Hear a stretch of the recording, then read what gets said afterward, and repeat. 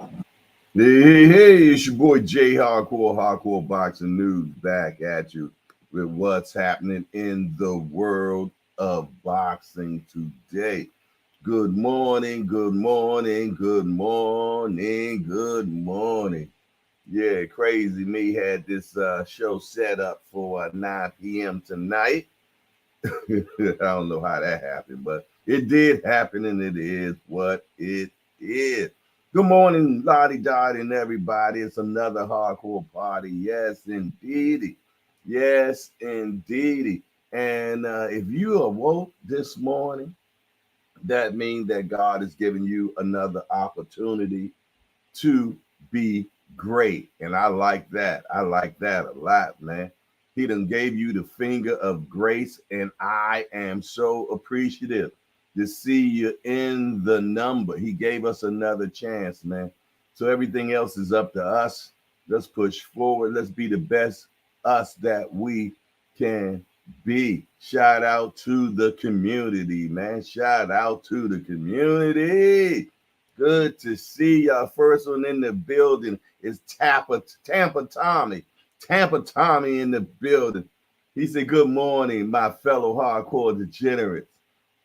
Then we got Gregory Pratt. Yo, yo, good morning, hardcore family. Then we got my guy, Lonnie Lee. Good morning, Jay, in the hangout. Hey, Lonnie Lee, I owe you a 25 piece on the bag, baby boy. You snuck that one in on me, but I got you today. Yeah. I'm going to put that boo-bop bang on that bag today. You best to believe it. Yeah, and then we got Nate Dogg, man. Yeah. We've been missing you all week, man. You've been working hard, been on one of those secret clearance, you know, what did it say? Number 13s. Yes, indeed. And then we got the international boxing fan in the building. International boxing fan, man, we appreciate you, man, being in the building. You've been in here before, right?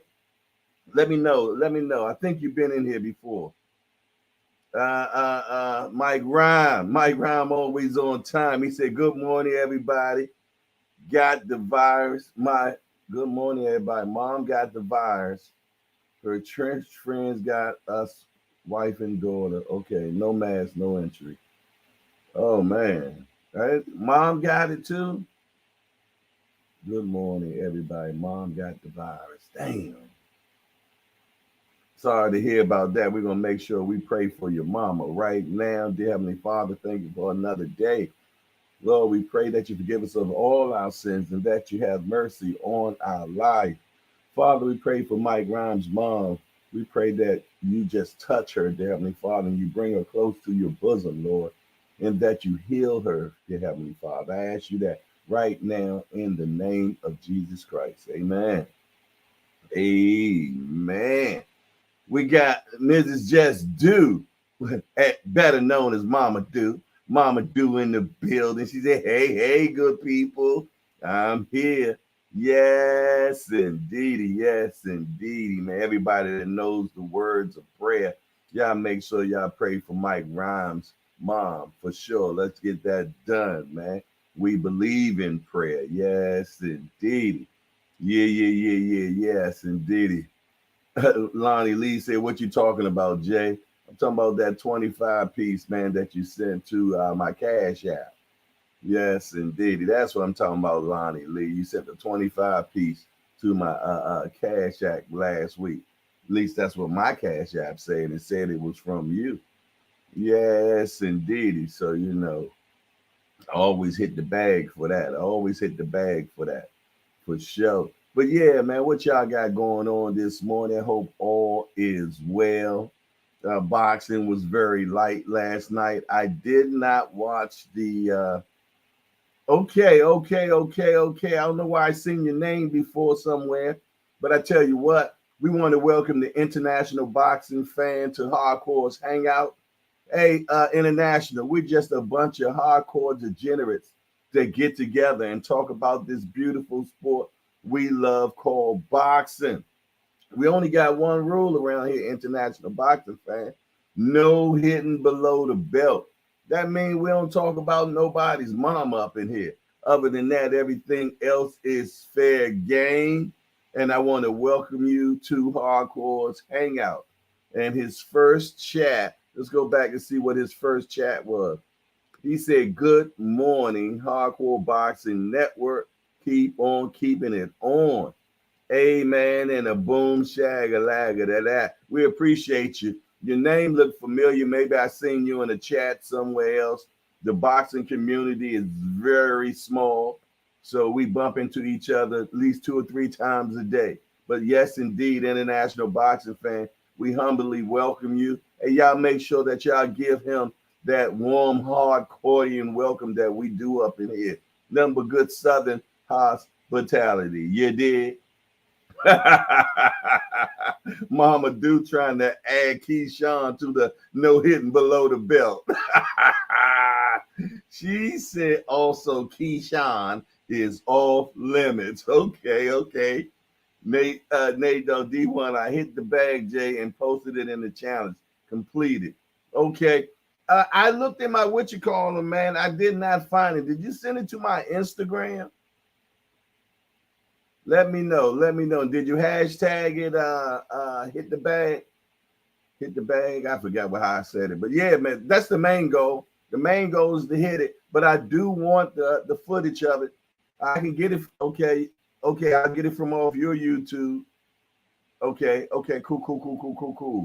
Cool. I make sure because I definitely want to get it and put it on my Instagram story. Yes, and people loving that hit the bag challenge, man. People are loving that. International boxing fans say respect for show. I will never cuss nobody out ever, no matter what. I promise you that. The good thing about it, man, the algorithm bring like-minded people up in here all the time. I mean, everybody in this building is respectful like that, international boxing fan. We just a family up in here that love boxing. Yes, indeed. We're a family that love boxing, and we have a great time in here all the day. Yes, it get crazy in here. We have a great time, man. It's a bunch of like-minded people. So it is what it is. The first link is yours. The second is me hitting the bag. Okay. I see how I figure out how to pull it off. You know, I'm old school. But I tell you what. Before we get started, man, I'm going to go ahead and put this 25 piece on the bag. I'm about to put this 25 piece on the bag. Yes, indeed. Yeah. And this 25 piece is going to be brought to you by Lonnie Lee. Yes, indeed, man. He sent me a 25 piece. I'm gonna put my boo-bop bang gear on in a minute. I'm gonna get this bag that be so forever scared of me. Yeah, you know the bag be running away from me, man. I don't blame it though. I don't blame it. The boo-bop bang specialist be in the building. Yes, indeed. 25 too. Oh man, that's gonna wake me up. That's gonna wake me up. Woo-wee. 25 feet. 1, 2, 3, 4, 5, 6, 7, 8, 9, 10, 11, 12, 13, 14, 15, 16, 17, 18, 19, 20, 21, 2, 3, 4, 5, 6, 7, 8, 9, 10, 1, 2, 3, 4, 5, 6, 7, 8, 9, 40. Woo-wee. Yeah, that's a wake-up call right there. Wake up call. Yes, indeed. All right, where my people's at? There we go.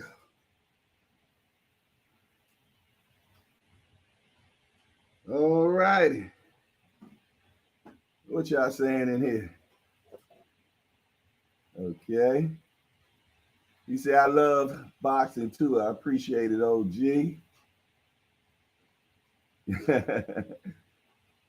Whew. Yeah. That's a good one. Get you up. Get that spirit flowing.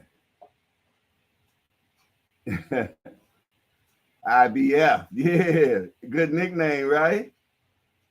IBF. That's what's up. I like that.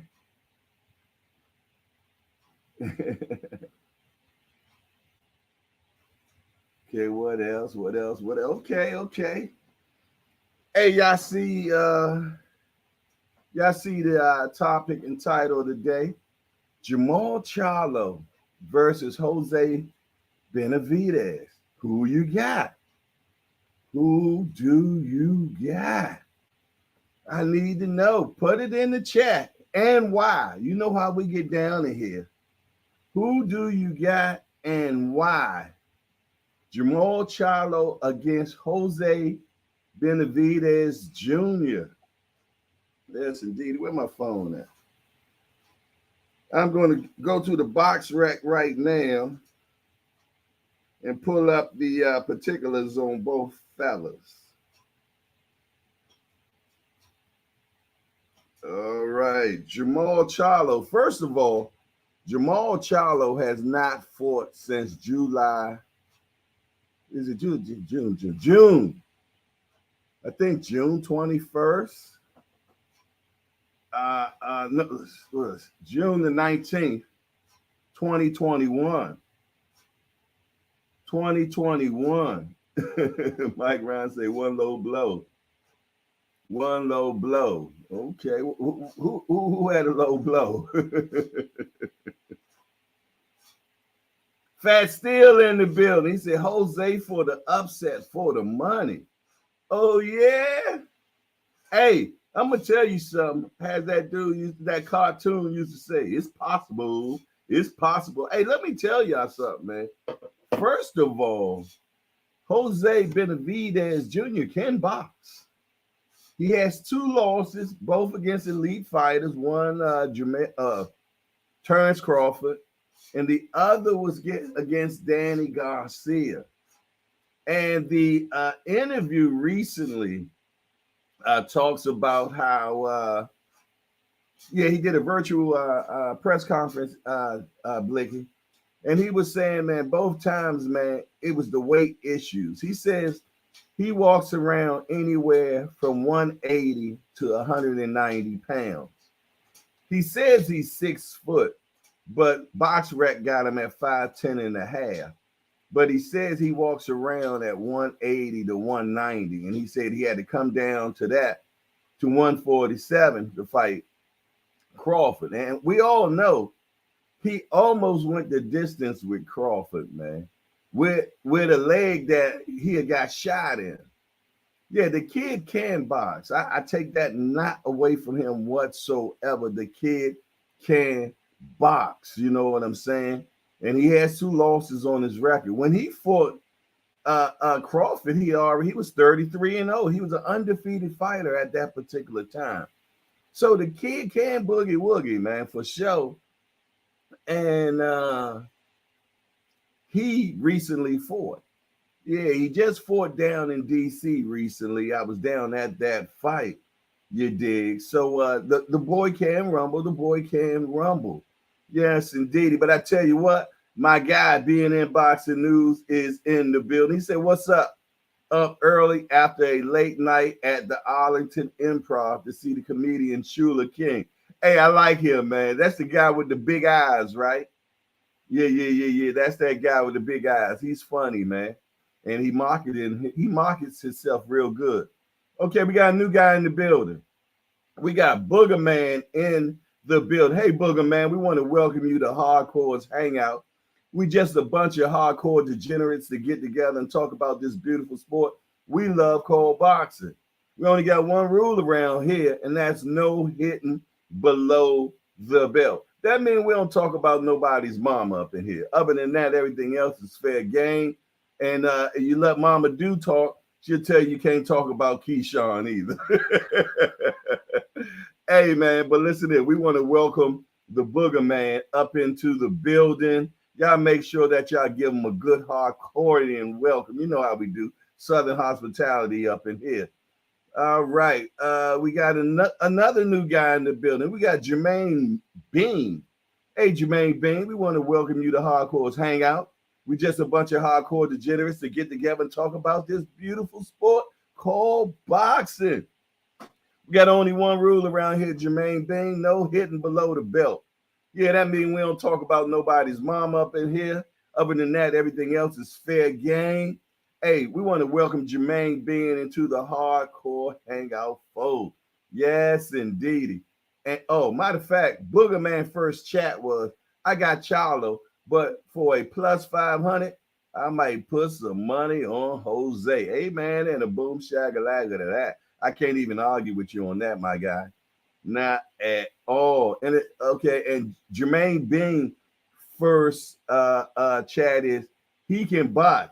He just a tough mother. Shut your mouth. Yes, indeed he is. You best to believe it. You best to believe it. Excuse me. On Fight Hub TV, he looks determined to win and taking this fight very seriously. I got him winning for sure. Either way, he put up a great fight. He surely got a warrior spirit and take heavy shots. Okay, that's what's up. But I tell you what, man, I got one of my big homies in the building right now, man. I got one of my big homies, and I want to bring him in here because this guy knows when it comes to boxing, man, you talking about a hardcore degenerate. This guy is definitely that. He's a hardcore degenerate. I know y'all have seen him on the internet waves, and it's my brother George Hansen Jr., better known as the Pope of Pugilism, or if you will, the mouthpiece. What's up, my guy? What's up, Jay Hardcore? I'm just making sure you can see me, man. Okay. Can you see me? Yeah. Yes, indeed. You good. You good. How you doing today, brother? How's everything going? I'm just keeping life simple, man. We sitting in here talking about Jermall Charlo against Jose Benavidez, man. Okay. Yes, indeed. Hey, tell the people a little bit about yourself because you definitely have an interesting backstory. You're a very intelligent brother, man. I just want people to know exactly who you are. So can you introduce yourself, please? Good afternoon. I'm George Hansen. As you know, I'm Jamaican. Came to this country as a kid, 11 years old, started boxing, ended up in the gym with the Fighting Fletchers. My dad allowed me to box as long as I got the grades.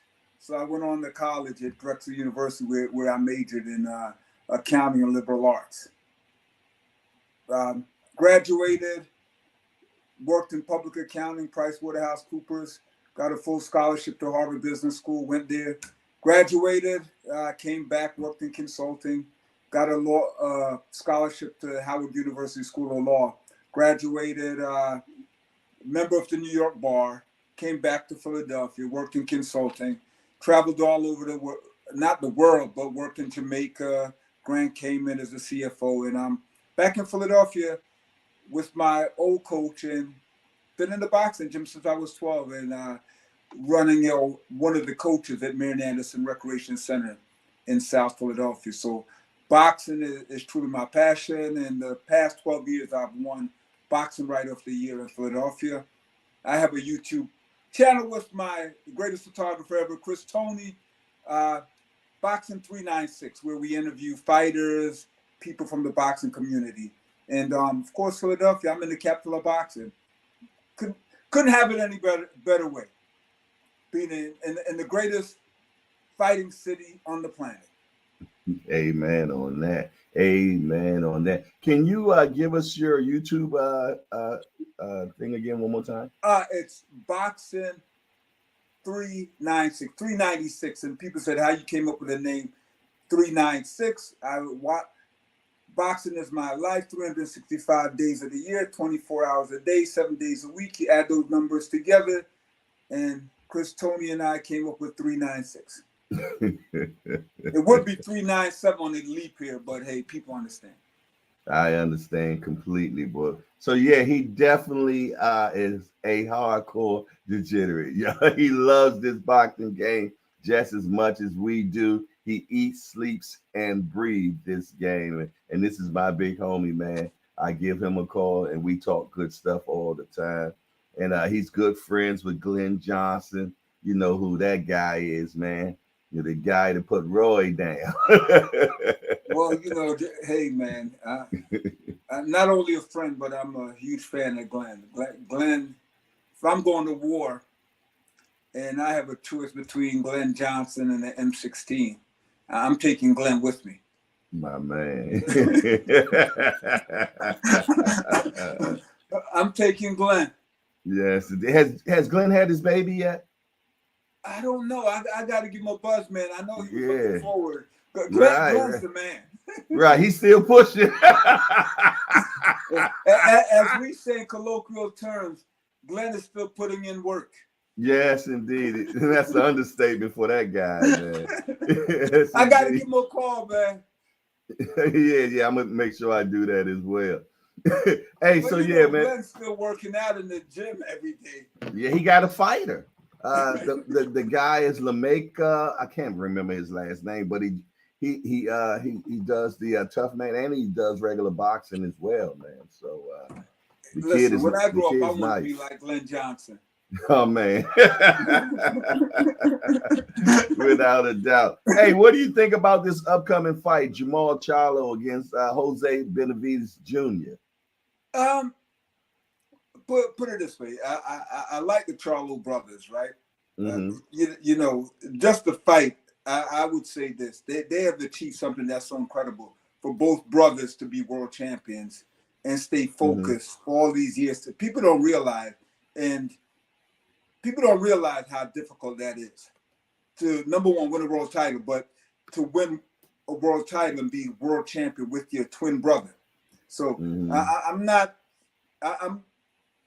we've missed them out of the ring since 2021.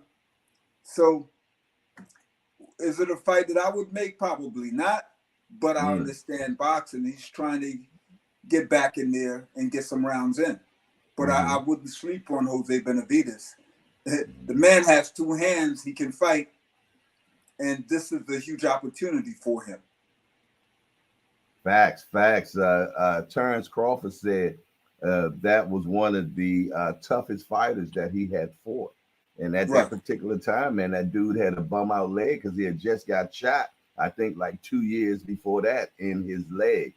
And he was really giving Crawford some go in that fight, man. And Crawford didn't knock him out with the teeth until the 12th round. So he was definitely rumbling out with him for sure. And go ahead. No, he's tough. And as we say in boxing, you don't underestimate anyone with two hands, especially someone as accomplished as Benavidez. So he's coming in. This is his world championship fight. And I know he's training hard and he's motivated. So I would say for Jermall Charlo, be equally motivated. I know he's going to train hard. And hopefully we see Charlo back in the ring, a focused fighter who's, ready to go. Ready to go. Yeah, I agree. It's hard, man, not seeing that guy in the ring. When you see a guy that has accomplished as much as him and his brother, a 2.5-year layoff, it's just shocking. Yeah, it makes you wonder what he really going to have left. You know what I mean? He's 30. I believe he's 33 years old. Yeah, he's 33 years old, man. And I'm gonna tell you one thing about the Benavidez younger brother. He's very talented in boxing. Yeah. You know what I mean? He's very talented. You know what I mean? And he's tough and he hits hard. I think he has like a 67% KO ratio. So he can bang. And to be truthfully honest, when you look at Maul's last 5 fights, he only had one, and I think that might have been a TKO in his last 5 fights. Two. It's 2? Yes. Okay, but cool. You know something, Jay Hardcore?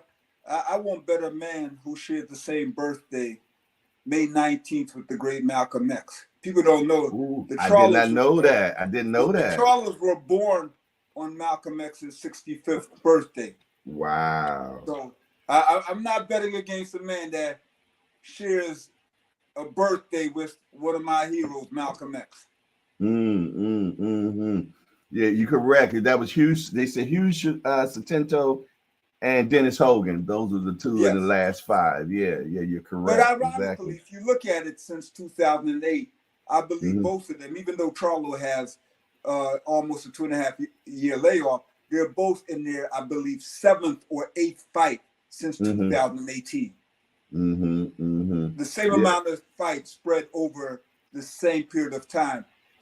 So when you look at it, Yeah, so they kind of equal out. They kind of equal but out. it's just that Charlo hasn't fought He has since June 19th, 2021. 2021, right? And Jose Benavidez just fought maybe Yes. about 2, because I was there. It was down in DC. You know what I mean? So that's when I actually met his father. You know what I mean? Great guy, man. Did a good interview with him. You know, so I'm definitely not counting out. You know, and people were saying, well, you know, he's going to be the littler guy. I don't think so. I think when it comes to size, they damn near equal, you to be truthfully honest, because the kids say he walking around 180, 190, and most people don't let that be known, you know. But he said the reason why he felt though he lost those couple of other fights, he said this lately on the virtual conference, he said it's because of getting down to them weights. Say I'm coming from 180 to 147, and then he said I thought 54 was going to be easier for me, but it was hard to squeeze into that as well. So he said coming to 60, and then they're going to be fighting at 63. You know what I mean? So it's definitely going to be a comfortable weight for both of them.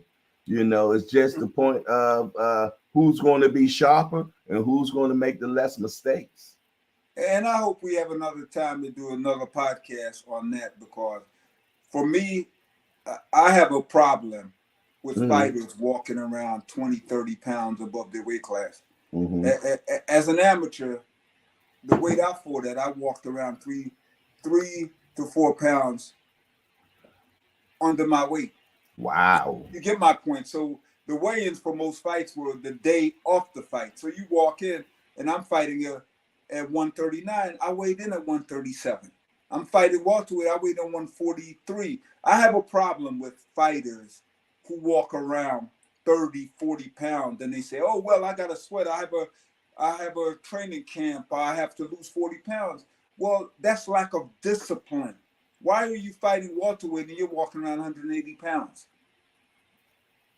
Why are training camps turned into weight loss camps?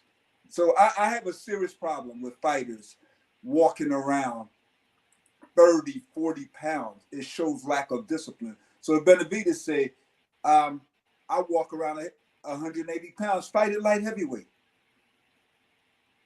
Fight at super middleweight. It shows your lack of discipline if you're walking around at 180 pounds and you have to fight at 147. Point taken for sure, man. And they call them weight bullies, you know, and we see it so much in the boxing world, man. The guy, I'm trying to remember that fought Floyd for the first pay-per-view fight that Floyd ever had. They fought him in Atlantic City. I was at that fight. He's passed away now. Arturo Gatti. Arturo Gatti always was 25, 30 pounds. He had to lose when he was fighting. Gatti who came in as a super middleweight when he fought Joey Gamashi, and that's when they brought in, I believe, the rehydration clauses and everything. So I'm really not into boxing with all this other stuff. I hope we go back to the weigh-ins the day of the fight. Man, that would be amazing. You know what I mean? Because it'll cut out all this bull crap. And I'm gonna tell you, man, people, you know, they playing with their lives when they're doing that as well, man, going up and down, up and down. They're thinking that it's actually giving them an advantage when they rehydrate, but they're taking their body to drastic changes, man. And I really don't think it's good for you, you know. And after a while, man, it comes back and haunts you, man. I think that was one of the reasons with Spence, man, going back and forth, and also, you know, him staying out the ring so long. You know, I think being out the ring, man, I think that really throws your timing off and everything, you know. But some coaches say, as long as you're staying in the gym, it's okay. you'll be all right. But I still think sparring and all that is different from an actual fight. What's your opinion on that? I think sparring is learning, Mm-hmm. and you're absolutely right. It's different from a Mm-hmm. fight. I mean, the atmosphere is different. The gloves Mm-hmm. are smaller, and there's a lot of pressure on the fighter. So yes, we know sparring is different, but we try to replicate an actual fight as much as we can in sparring, as far as technique. Mm-hmm. But it's different. Mm-hmm. Definitely different, man. But yeah, I think it's going to be an intriguing fight. I think that we're going to get our money's worth from this particular card. Uh, to see him and his brother on the same card is amazing, man. You know, Well, I re- it's great to see them back. You know, I get on social media and I see a lot of people making disparaging remarks about the Charlos, and and I say to these people, right? If you were sitting in a room with Jermall Charlo by yourself, all the things he's saying, would you say to him? wow. You know, as a journalist and as a human being, I make sure that I don't say. Well, I don't have to make sure. I'm not going to say anything disparaging about someone that I don't know. Exactly. Exactly. And that's the same thing I say. I won't call a fighter a bum or any of those type things, you know what I'm saying? Because I know I can't whip them in the ring. You know what I'm saying? So they can't be a bum. You know what I'm saying? I mean, and I think when people say that, man, I'd be like, that's so crazy, man. I mean, for a man to go up them steps, man, means a lot. And to jump in that ring, man, that means so much, you know. But to call him a bum or anything like that, and the way boxing is now, where if you lose one fight, man, oh man, and social media they'll wear you out now because you lost one fight. It makes no sense, man, at all. And people always say this. It takes a lot to get in a boxing ring for combat. It takes Mm-hmm. a lot to get on a football field. It takes a lot to reach the heights or the pinnacle of your career, of your sport. And people don't know how difficult it is. Mm-hmm. But for someone to sit back and call a fighter a bum, um, I would say to them, put on the gloves and get in the ring. You'd have a more healthy respect for that individual. Amen on that. Even the Amen. fighters with records that are below 500, show them Mm-hmm. some respect. These people are putting their lives on the line. Mm-hmm. Exactly. That is so true, man. And you can go in there with a fighter that might be 13-23, and he will whip your ass. You know? He will beat 99.9% of the people walking around. Exactly, man. They don't understand the sweet science is amazing, man. Hey, but let's look at the big fight, man. We got goodness gracious, my mind goes on a blank. We got Benavidez going against Demetrius Andre. What do you think about that fight? You know, that's an intriguing fight because we have Ooh-wee. two really talented fighters. Boo Boo Andre, one of the most talented fighters. To me, I sit back and I go, man, how come this guy haven't been in any big fights? Super talented. He can box. He can do it all. Um, Mhm. Benavidez, what else can we say? He's like a bigger Tasmanian version of devil. Tommy Hearns, man. I'm not trying to compare him, but very Yeah. aggressive. He can punch. He can box. So this is an intriguing fight, and I love the fact that this fight is made. Yeah, I love this fight a lot, man. And I'm gonna be honest, I'm leaning more towards Boo Boo for this particular fight. He's talented as hell. You know what I'm saying? He's awkward, man, and he's wow. He can box. Yeah, but he goes against the rules of boxing as well, man. You know what I mean? And he's so athletic. he can get away with it. Only thing I wonder is he's 35 now, and you never know when Father Time jumps in that ring. You know what I'm saying? And I've heard so many boxers say, "Man, I was so good in training and everything, man. And when I got in the ring, everything was different that night." You know, and that was when it began of Father Time walking into the ring. You know, so And you're right. In Father Time is undefeated. But we look at fighters, say during the 80s, the Marvin Haglers and people in the 70s, they fought more often. These right, guys, these world champions are fighting twice a year, once every 4 years. So I don't think he had the wear and tear on his body. facts. So he's not a 35 to say like a 35-year-old during Sugar Ray Robinson time or Henry Armstrong's time, where Armstrong fought 6 times in 30 days. So, so I don't think the wear and tear is on his body. And if he is taking good care of himself, proper diet, you know, not out there partying, his 35 might be 25. Like a Bernard Hopkins. Well, Hopkins is different. The man was very disciplined. Mm-hmm. What he ate, how he trained, his mindset. So yes, you're right. If he's a Bernard Hopkins, yes, he's a 35 who fights like a 25-year-old.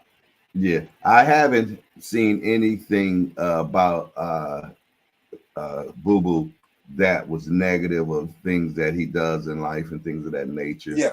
You know what I'm saying? I've always heard that he's just a healthy kid, man, that just wants to fight, man, you know, and he loves the game so much. And I'm gonna tell you, man, when he was in the amateurs, man, they spoke about this boy like crazy, man. That's all you heard. Boo boo this, boo boo that, boo boo this. You know what I'm saying? And he was doing his thing. And when he came up into the pros, man, people did not want to give him a fight. And I understand the reason why. You Right. know, because he always was high risk, low reward. I'll You tell know. you something funny. When I first started paying attention to him was when Hank Lundy was turning pro. Uh-huh. And he went to meet in Rhode Island, went to meet with Jimmy Birchfield. Him and my trainer and his trainer, Charles Ramey. Mm-hmm. And I wasn't able to make the trip. But one of the things Jimmy Birchfield wanted to see whether Hank was the real deal or not. So the coach came back, Coach Charles Ramey came back and said, guess who Hank had to spar with? Boo Boo. Oh, and that was the test for the hammer. How did it? And got signed. Wow. True story. Wow. And so I got the story from Charles Ramey about Boo Boo. He was impressed with him. So I started following his career at that point.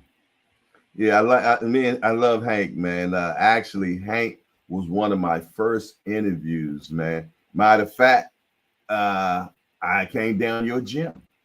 Yes, Marion Anderson. Yeah, I came down you. That's when I first met you, matter of fact. Yes. That's when I first met you, man. And Hank was one of my first interviews that I came out to do, you know. And ever since then, me and Hank have been very cool, man. And I love the kid because he's a warrior. No matter what, he's a warrior, man. And he was giving Crawford some go as well, man. Well, you know, the only thing the hammer turns down is his collar. And I have to say his tagline, you haven't been hit till you've been hit by the hammer. Okay, well, let's look at Benavidez, man.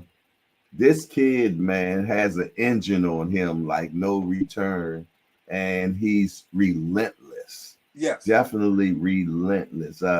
I'm not too fond of his feet, you know what I'm saying? But he gets the job done. What do you think about Benavidez? He can box. Yeah. Long arms. He has power. And what I love about him, he has a chin. And he's super aggressive. And you have to love his confidence. If you put Benavidez in a fight with King Kong, he believes he's going to win. That's So heavy. you have to love that about him. And, and he got that. So and he got that. Benavidez. He got that youth on his side too, man. Yes, but you have to love fighters who not only put in the work, but the confidence level. Super confident. And I'm not saying cocky, you know. He puts in the work. He's talented. Long arms. He can box. He can punch. Fast hands, whether you know it or not. Yeah. Really fast hands. And just a air of humble superiority. When he walks in the room, you know he's the real deal. Gotta love that about him, man. He dressed when he come in the room, and he always dressed like Scarface. and entertaining and extremely marketable. Yeah, definitely that. So I'm wondering, Steve, how come we're not seeing commercials? Yeah, well, Nike, Gatorade, you name it, Beats. He's extremely marketable. Well, you know why? What happened to him a long time ago when he was younger, and he had that incident where he lost his belt, and that's the reason why the people won't. Those big companies won't get behind him now. Well, I don't look at things as always as an immigrant. I've been taught to approach everything from how can I? How can we? Everybody can. How can we put a rehabilitate another obstacle to overcome? But he's extremely marketable, talented fighter. Yeah, good-looking kid and everything, man. And the way his fighting style is loved. Yes. You know what I'm saying? They call him the Mexican Monster. I call him the Tasmanian Devil. You remember that cartoon? Yes. That thing comes spinning around, and anything in his sight, he taking down. You know what I'm saying? And that's how I see him, man. And that's why I love this fight so much. But you have, have you watched Boo Boo last 3 fights? I've watched one of the last 3 fights. The skills. He still has the great boxing skills. Yeah, people feel though they're been lackluster, but yes. One thing about he has win, and he knows how to win. So I wonder, is he the type of cat that fights to the level of his competition, or when he gets in there with somebody, he's gonna rise to the occasion. We have Mike Rhymes. He says Boo Boo been hurt in his last 2 fights. Me, when I see stuff, anybody can get hurt in that ring. You know what I'm saying? You're going to get hurt if you get hit. It's the hurt business. It's what you do after you get hurt, which is most important, man. Can you sustain? You know what I'm saying? Can you have those recuperative powers? You know what I'm saying? Or do you hurt them back? So even the board, man. So I like this. I like it a lot. I'm so looking forward to this fight, man. And kudos to Boo Boo, because the point is, you are fighting a top fighter, as we say, the monster. Yeah. And you're taking on a huge challenge that most people would avoid. Like Canelo. I was about to say that. You know me, I'm a good point guard. I try to set up the alley-oop. Hey, I seen it. I seen it. I'm just leading you down the court, and I just pass the ball off. Hey, man, David Benavidez is 26 years old. Yes. Now, we've always set the benchmark for a fighter in his prime at 28 or 29 years old. Yes. So, man, just to say in 2 more years, this boy got more to come is scary. You scared because he's not a one-punch knockout type of guy. No, he's not. He can box. Right. And he overwhelms you. You know and what I he's mean? Big. But I think we have to tab that to what we talking about earlier about the discipline, man.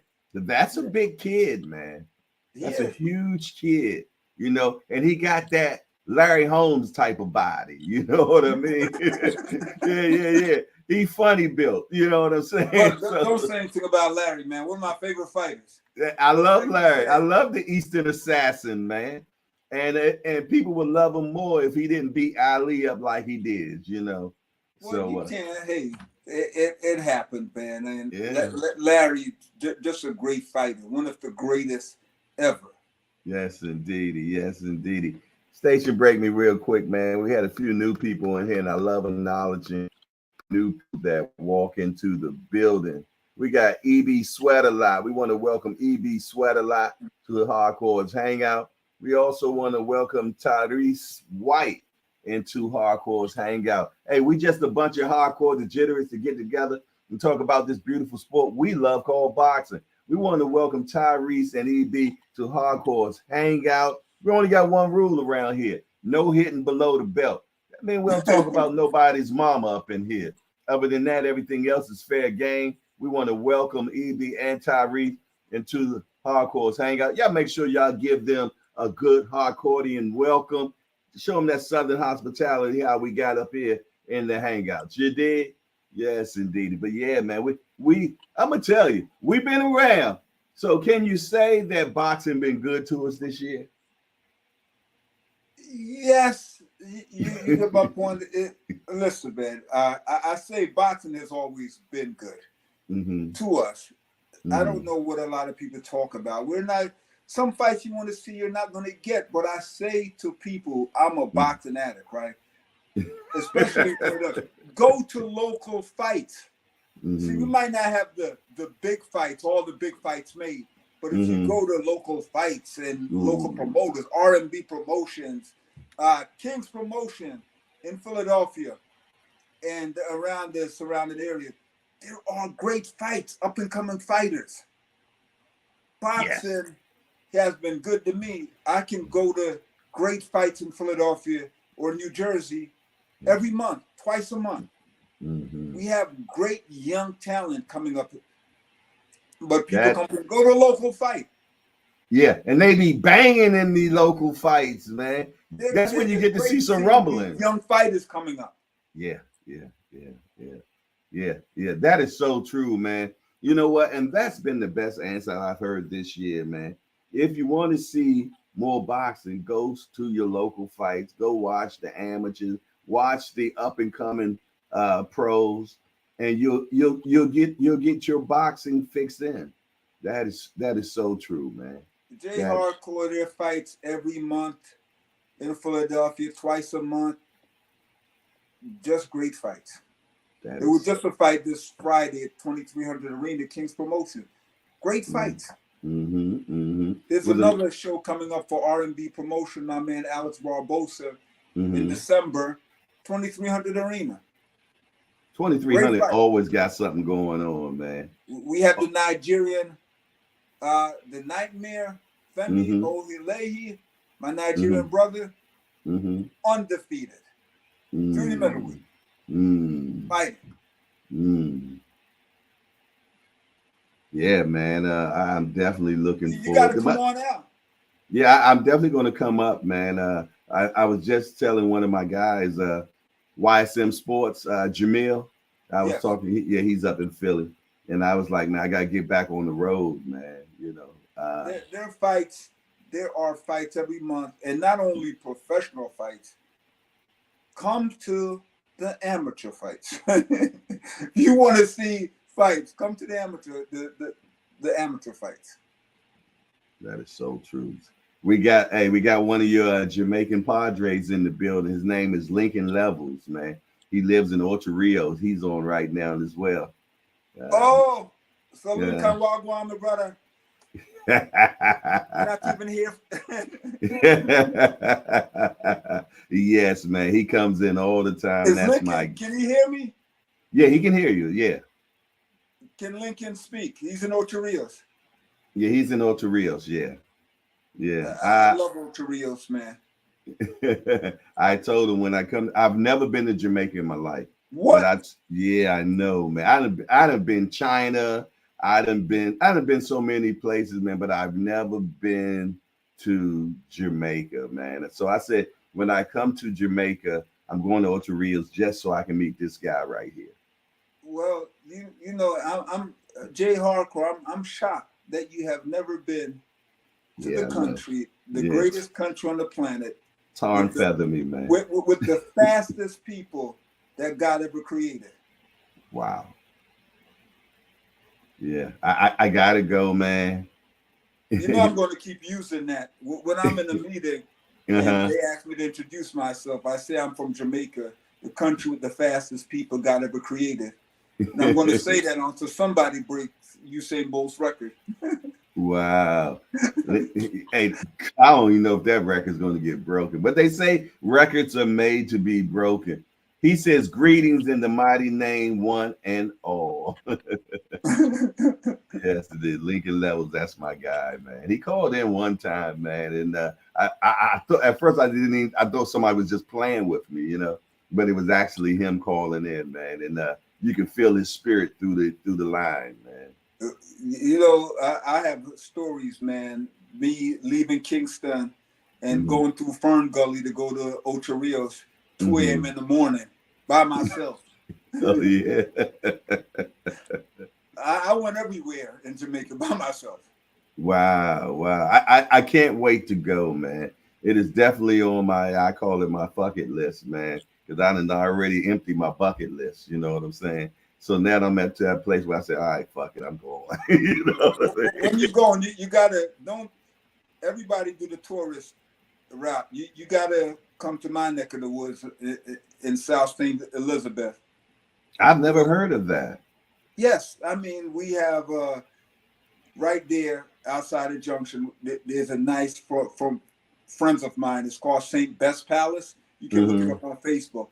We're about 3 miles away from Alligator Pond, Little Ochi, but it's a beautiful hotel right in a rural community, St. Best Palace. Okay.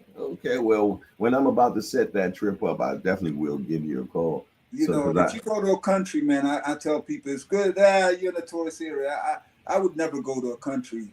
And why I want to be around a bunch of Americans eating American foods and the food in a tourist environment. So I tell people when I go to Ghana, I'm going with someone from Ghana. Right. I'm not trying to sit back in the tourist area in a hotel and, you know, hop in the pool and drink pina colada. I want to see the country. Yeah, that's the type. People, if you know someone from Jamaica and you go to Jamaica, go and see the people. Right. Stay in a rural community. Walk amongst the farmers. That's the plan. That is definitely the plan. I always, everywhere I go, man, I always try to get where the people are. You know. Exactly. Go eat Jamaican food. Go try the cure for glaucoma. What's that?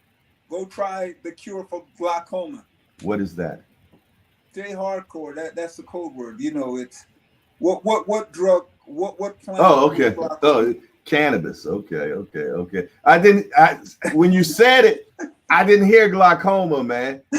Your accent, your accent, it didn't sound. I was like, what the hell he just said? But you actually said cure glaucoma. Go amongst the doctors and try to cure glaucoma. Oh, okay. You said it so fast, it didn't sound like you said cure glaucoma. See, you're too fast, man. Hey, we got another fight coming up December the 9th. We got Regis Prograis going against Devin Haney. What do you think about that one, man? Well, you know, I've been accused of being how can we put it? I've been called George Haney.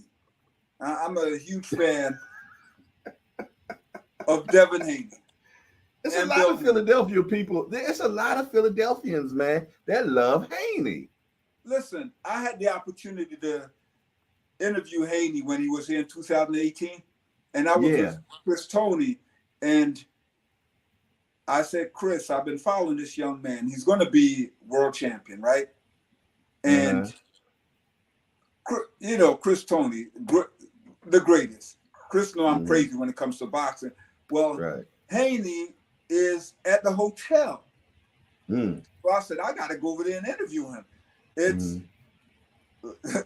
midday. We show up at the airport. Somehow I got Bill Haney's number. We're coming out. Bill, can we interview Devin? He goes, no problem. We go over there and set up in the hotel lobby out by the airport.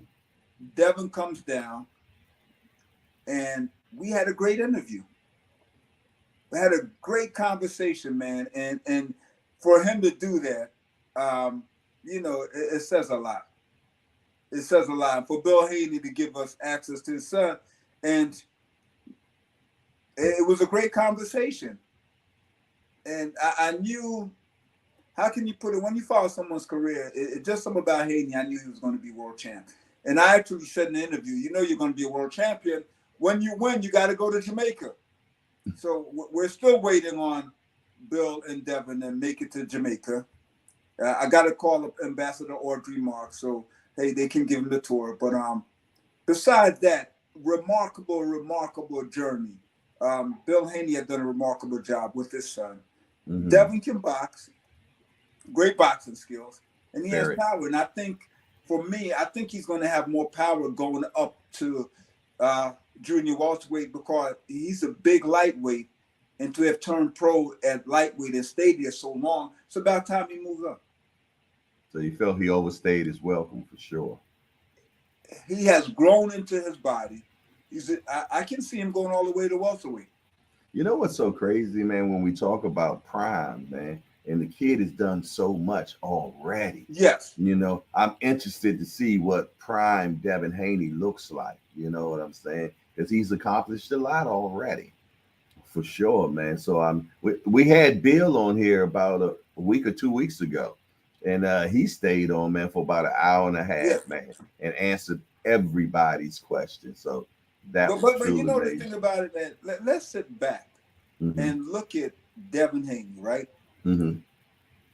Your dad turned you pro at 16. They started their own promotional company, had him in Mexico. His father has done a remarkable job. Can't argue. I've always said this every time I write something about Bill Haney. We need, one of my favorite courses at Harvard Business School was entrepreneurial management, where the entrepreneurs, we do a case study on a business, then the entrepreneur would be sitting in the class to see if we got it right? Bill Haney should be at Harvard Business School lecturing or being in a class on entrepreneurial management. And he could really teach a lot about, running a business, which is Devin Haney. It's been remarkable what he's done. Yeah, he's took and that. People don't give him enough credit. Yeah, you know how it is. This social media stuff, man, is wow. Social media is good, Jay Hardcore, but I despise social media because everybody is, when you have a lot of followers, right? People think you're an expert, but I see so many people who have zero talent other than getting more followers. What are you, an influencer? I see people, you're not going to influence me. Influence on what? What are you good at besides getting followers? So they're good at marketing. They're marketing. So you see people, and everyone have a glorious life, and everyone is wonderful. What are you good at, right? And I'm saying this, for Bill Haney, I give him kudos to Bill Haney. For you to take your 16-year-old son and navigate his career in the shark-infested waters of boxing, and he's undefeated, a world champion, getting ready to add his second division belt to his trophy cake. It's a remarkable journey. and from a business perspective and from a father in a boxing perspective, amazing job by Bill Haney. Yeah, I wouldn't argue on that, man, because he has navigated his son's career beautifully. He has protected him from the shocks, man, and they're doing it their way. You know what I'm saying? Like that song, I Did It My Way. They're definitely doing that, and I love that they started a promotion company early. You know what I mean? So they're getting more pieces of the pie than that you would before, and they're learning the boxing game, if you will. You know what I'm saying? And like I said, I can't wait to see the kid at 28. And I'm GTD. I'm Gervonta Tank Davis. But I feel though it would be a good fight. But I think Tank beats him. Because Tank just has that equalizer, and you're not going to get away from that equalizer. My brother, let me say this to you. Talk to me. If the prerequisite for greatness was power, right? Oh no, I'm not saying that. I'm not saying that. Ernie Shavers would be undisputed, undefeated world heavyweight champion. Facts. I've heard people say, I'm a love Tank, right? Love him. Very explosive power. Can box. It would be a great matchup. I think so. But I'm on the other team. No doubt. I don't see Tank beating Devin Haney. Why? Can't outbox him. You think it's because he can't outbox him? Can't outbox him. Can't outbox. This is not Ryan Garcia. And I totally understand that. And a lot of people don't realize that Tank has more skills in that bag that he hasn't really pulled out. Oh, he's very talented. The thing about Tank is that he knows when to, he has a bunch of tools in that toolbox. And he knows when to pull them out. And the beauty about it, he knows where to hit you, when to hit you, how to hit you. Facts. And when he hits you, you're going out. But what happens when he can't hit Devin Haney? Yeah, that's a problem. Hit with shots from all angles. And Haney can punch. Do you think he has enough to keep Tank off of him, though? Does he have enough to keep Tank off him? Yeah, I just don't see the power that you're saying that he has. My brother, did Pernell Whitaker have the power to keep everybody off him? Yes. People act like, oh my God, you have the small. Does he have the power to keep him on? You think Tank is going to walk through Haney and take those punches? Yes. And the fact that we're having this discussion is a reason why I would love to see that fight. Yes, we have to see that fight. Talented, both. Hopefully we watch it. Hopefully we watch it side by side. I can't make a disparaging remark about either. I love Coach Calvin, Bill Haney, man. It's one of those intriguing fights. And we're both going to say there's Tank and there's both talented fight. I would love to see this. It's like people wanted to see Tommy Hearns and Sugar Ray Leonard, and we got it. Oh, man, exactly. We got that. People in the chat, we got a guy named Cash Sport. He says, what about Loma putting hands on Devin?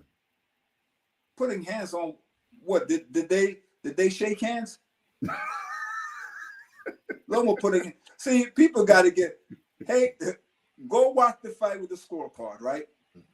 And I tell people, don't come back after a fight and say, "Oh well, somebody won." A fight is scored round by round. Did Devin Haney beat up Lomachenko? No, he wasn't holding on, and you get my point. Did Devin Haney outbox Lomachenko and win enough rounds? Absolutely. I personally felt that it would have been a draw, or I would have took a Loma win. And I'm not against Devin. I'm not against my Devin. brother. Can I say this, Jay Hart? Oh, come on. We only speak from the heart, with everybody, right? Talk to me. This is the problem I have with people who are revisionist historians. They watch a fight, and based on who won, who didn't get beat up or something, they go, I thought that person won. Mm-hmm. I kept the scorecard. Okay. Let's sit down and go through each round and see. I did that as well. I did it Okay. recently. I did a film study on it about a month ago, man. And that's why I kept saying I could get a draw. It's hard to score now with me. It's Right. hard to score the body shots. You know what I'm saying? How do you score body shots? Do you score body shots like power shots? Explain to me. Now, people always look at shots and we go, how effective is a shot? Mm-hmm. Right? If a body Mm-hmm. shot is landing, you got to score it. As a regular shot, then. So it's a shot, right? If we do it that way, you might get hurt with a body shot. If you get hurt with a body shot, that's just as effective as getting hurt with a headshot. So you got to look at the effectiveness of the blow. And that's where we have judgment in there. We don't have a machine measuring the impact. So we can disagree. I can see how some people can score the fight for Lomachenko. And I see why the judges gave it to Devin Haney like I did. So when I hear people go, my God, it was a robbery. It wasn't a robbery. No. It wasn't a robbery. No. Lomachenko lost. Get over it. I guess what people were saying when they said about Loma catching Haney a few times, they're saying that if Loma catches him like that, and a few other people have as well, if Tank catches him like that, it's not going to be a good thing for him. My brother, it's nothing bad to get caught by Lomachenko. No. We're talking about a hell of a fighter. Lomachenko's not on the upper echelon. We're talking about an elite boxer. Is it a shame to get caught by Sugar Ray Leonard or Tommy? No. You're going to get caught. Exactly. You're going to get caught. Boxing, it's a contact sport. Okay, but you just said when Tank catches you, you're going down. Well, see, everybody look at things one way, right? You said it just now. No, I'm saying Tank has the explosive power if he catches you and when he catches you. Okay. But what about when Haney catches Tank? Have we ever seen Tank hurt where he has to hold on?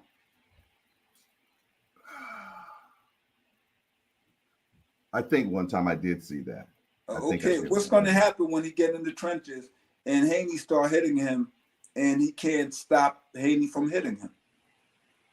I just don't see that power you're talking about. Okay, well, you're going to see it. I want to see it. Man. I definitely want to see it. And hey, I tell you what then, because I mean, we keep in mind the last time that Haney had a knockout was in 2019.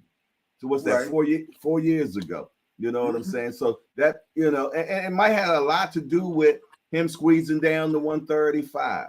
So now I honestly believe that's the case. Well, we got him at a comfortable weight now to 140.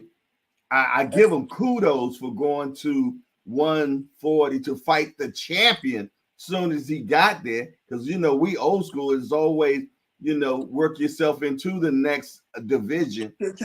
Old school didn't work themselves in the next division. Old school hopped to the next division.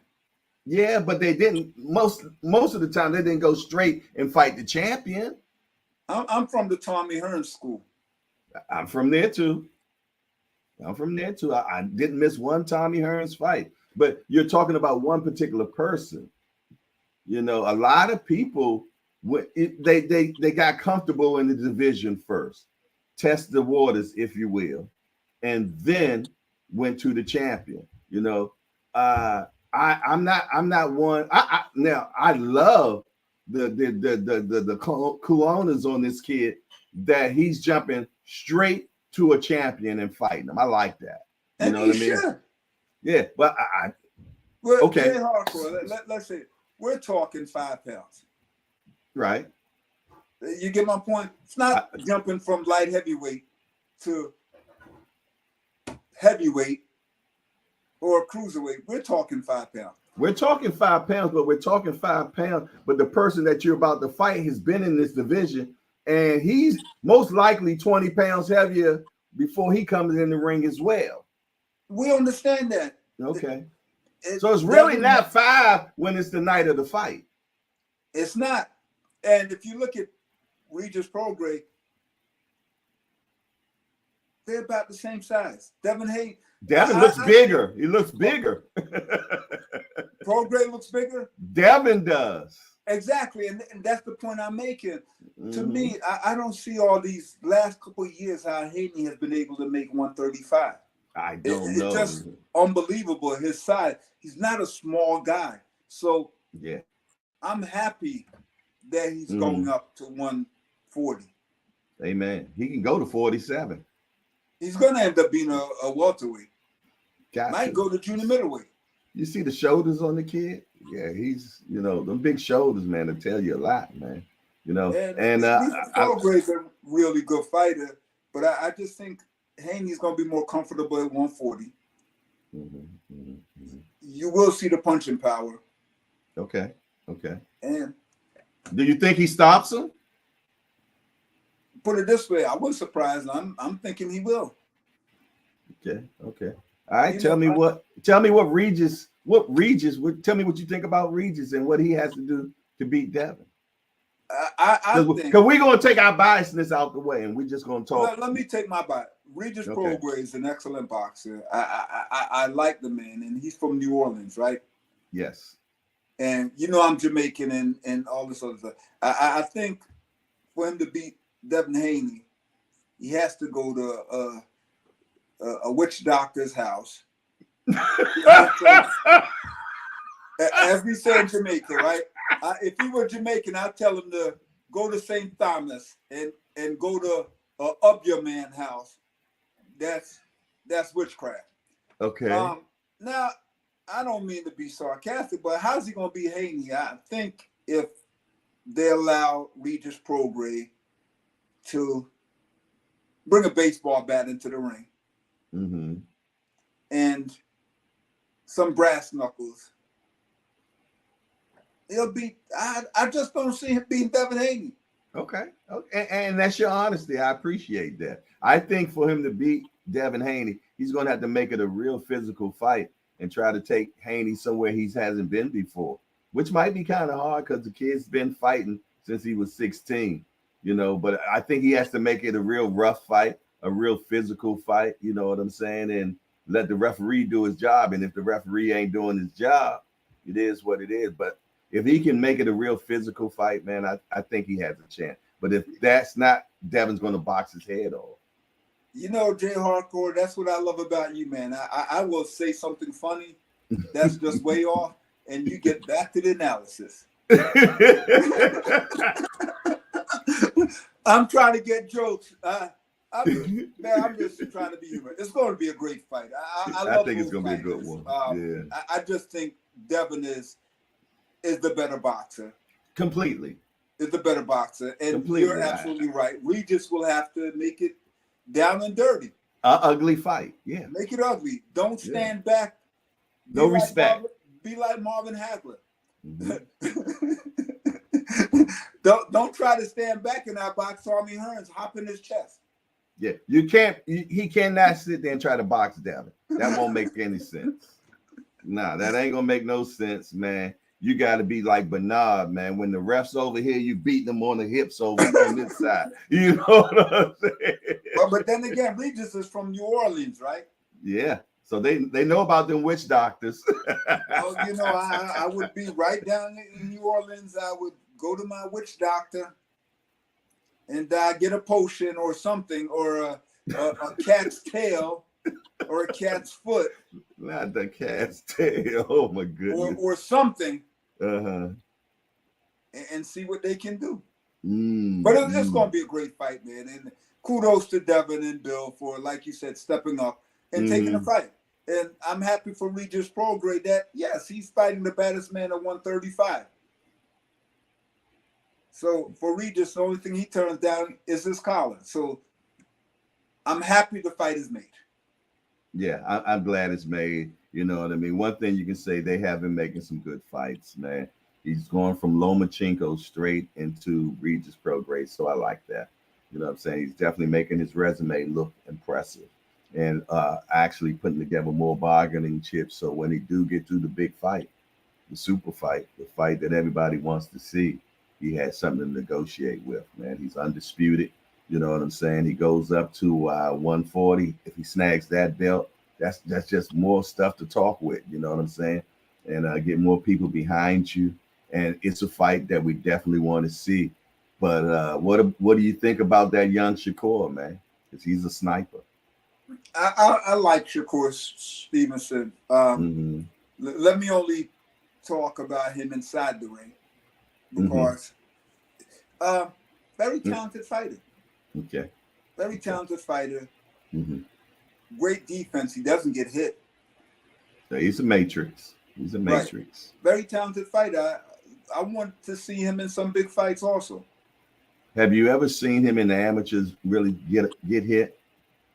Do you I think I've that? only seen him once in the amateur, but he's just two guys I guess I was equally impressed with in the amateurs. Mm-hmm. Shakur Stevenson and Duran Boots Ennis.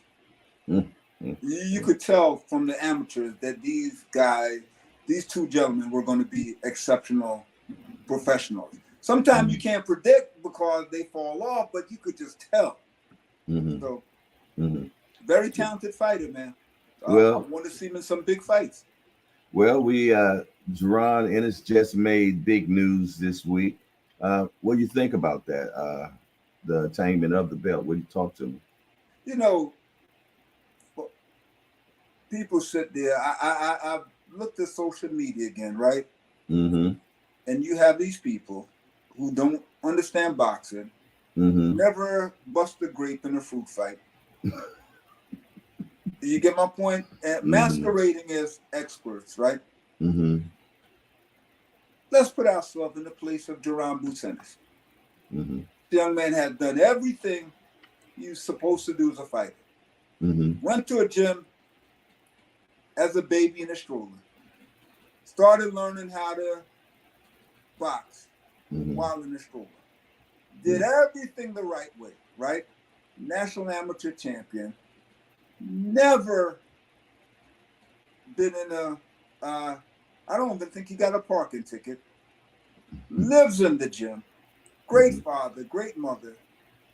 31 and undefeated. And he's trying to get a big fight. Right? And he's the mandatory. They announced it. And he's not going to get that big fight with Terence Crawford. It appears that way. So he was the interim. Now they've elevated him to full champion, right? Yeah. And I hear some people, well, he's a paper champion. Folks, that's not his fault. Those are the rules. So what is Duran Ennis supposed to do? Say to the IBF, please take the belt back. Crawford's not going to. Is Crawford going to fight Duran Ennis? I don't believe so. I shouldn't say definitive. Based on everything I've gathered, let me say this, Jay Hardcore, as an attorney. It appears that Crawford is not going to fight him. So therefore, the IBF stripped Crawford, and Duran Ennis is now the IBF champ. Point blank. What else do we need to know? I just want to fight now. Yeah, he always wanted to fight. Yo, I know. Hey, he wants to fight everybody. I know he does. And let's go on that fantasy fight. Him and Crawford tomorrow. Who wins? Ennis. Why? He is the thing about it, right? People don't realize this, right? He's extremely. People don't realize how fast this kid is, right? This young man. Warp speed. He's faster than Crawford. Punches harder than Crawford. Fights on both sides like Crawford. He's an even better southpaw than Crawford. What happens when Crawford starts getting hit from angles that he hasn't seen? This is not Errol Spence standing in front of Crawford. Crawford has never fought anybody like Duran Ennis. Period. Am I disparaging? I love Terence Crawford. Do I believe he would beat Duran Ennis? No. I bet my house on that one. I agree. I believe that Ennis beats Crawford as well. Crawford is a great fighter. Yeah. Take nothing away from him, right? Yeah. But I agree with you. I agree with you. People think when you say a fighter will beat another fighter, people think you have to disparage one fighter to raise another fighter. No. No. Terence Crawford goes into the Hall of Fame tomorrow morning. Yesterday, yes. Great fighter. Yesterday. Yes. Yeah. Exceptional fighter. I just believe that Jerron Ennis will beat him. Mm-hmm. Just like I believe Tommy Hearns will beat Roberto Duran. Let's go back, you know what I'm saying? Because I love playing devil's advocate. You know, down in DC, on the Tank undercard, Boots fights Karen. Sure, I can't pronounce his last name. You know what I'm saying? What was the mistakes that he made that fight? But the mistake, let me ask a question. Mm-hmm. Did he lose a round? Oh, no. That's what didn't. What I'm saying is when I say mistakes, you're a trainer, okay? Yes. I personally think he wasn't cutting the ring off. He was following the guy, opposed to cutting the ring off, and he wasn't going to the body. It seemed like at that particular time, Boots was headhunting because he all kept on saying that. When we asked, I was interviewing him all that week, he kept saying Mike Tyson. He wanted the knockout. So he got off the game plan. You did. And I talked to him afterwards. He got off the game plan. He wanted to knock that kid out. But if he had stuck to the game plan, I feel though that it would have been a better win. Yes, he won and won all the rounds, if you will. But if he was able to cut that ring off, you did go to the body, he would have stopped all that running. And number one, I don't think the fighter was running. Well, yeah, I apologize. That's the wrong term. Wasn't running. Yeah, exactly. He wasn't running. Definitely. I hate when I use that term because he was doing what he's supposed to, and that's not running. You're right. And every fight is a learning experience. Stand corrected. The question I asked, did he win every round? And we can go back. Everybody can improve in every fight. And as my old coach used to say, if frogs had stereos in their backside, there would be music in the swamp. So I'm sure Jerron and his father, they've dissected, they looked at things, and they have a learned experience. And I asked them the same question. Yes, I asked them both the same question. But the question I ask people. Did he win all the rounds? I know that's what it is. That's the bottom line right there. All the rounds. But I'm glad that fight happened for him. Yes. Because it's a learning experience. And you need that in your repertoire for later fights in life. Thank you. You know, you need that. You know what I'm saying? So, because boxing, man, you're only as good as the last person that you have fought. You know what I mean? And all those experiences that you receive, you put them in a little bag. And when you fight and you come across that person again, it's like, oh, I remember this. And this is what I need to do to counter this. So you adjust the situation. You know what I'm saying? And that's what I like about boxing, man. That, you know, the more you fight certain people, man, the more you get to put in that bag. But if you don't get a chance to fight them people, only some of the top 2% of the guys are just so damn talented that even if they haven't had those elite fights, they still know how to rise to the occasion because it's just in them. I.e., Terence Crawford is like that because he never really got the elite fights, if you will. You dig? But every time you put him in the ring with somebody, he didn't play with the food. And with Crawford, let me say, if you look at Crawford, man, and if you're a boxing historian like myself, and you read books, I'm reading a book about Sam Langford. Yeah. And I have all boxing books. And right. Crawford is so talented. I'm not lying, my brother. I swear to God, there's a picture of Crawford and Sam Langford in here. That's how. Listen, Terence Crawford was here before. I believe this man fought in the bare knuckles era and came through boxing. So I'm looking at this book and I'm like, is that Terence Crawford in there? The guy's so talented. We say throwback fighter, right?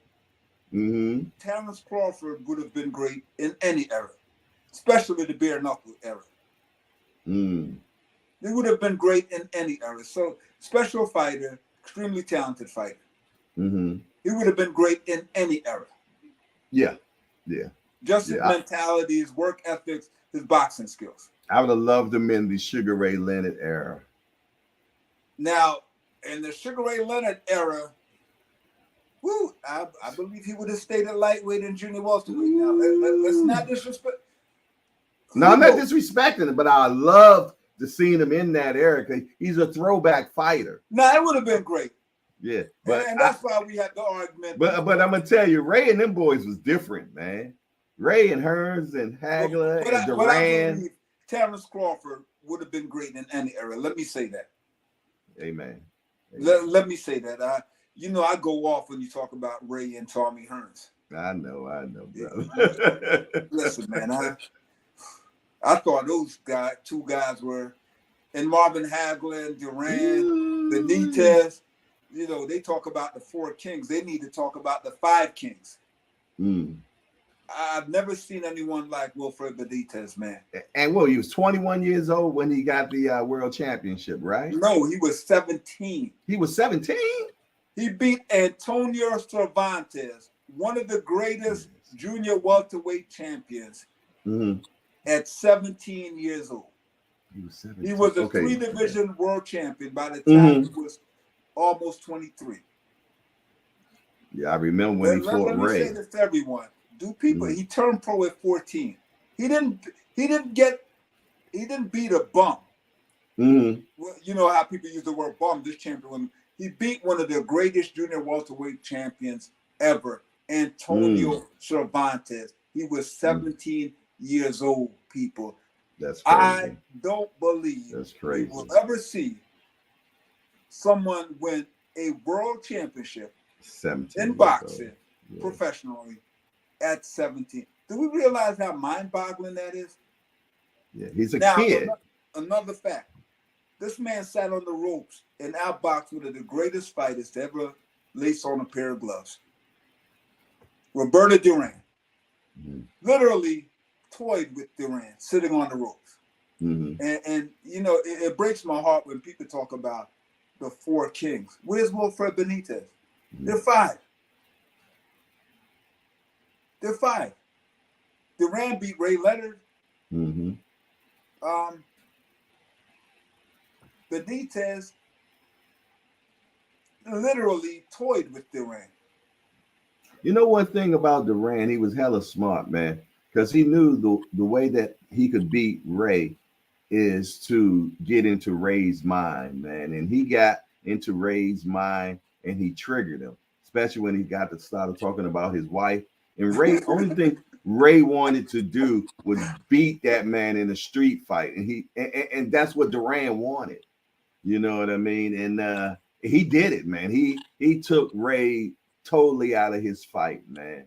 And it is what it was, man. And even in the No-Mots fight, I don't feel that was the best Duran that fought Ray. What do you? The man was up to over 200 pounds.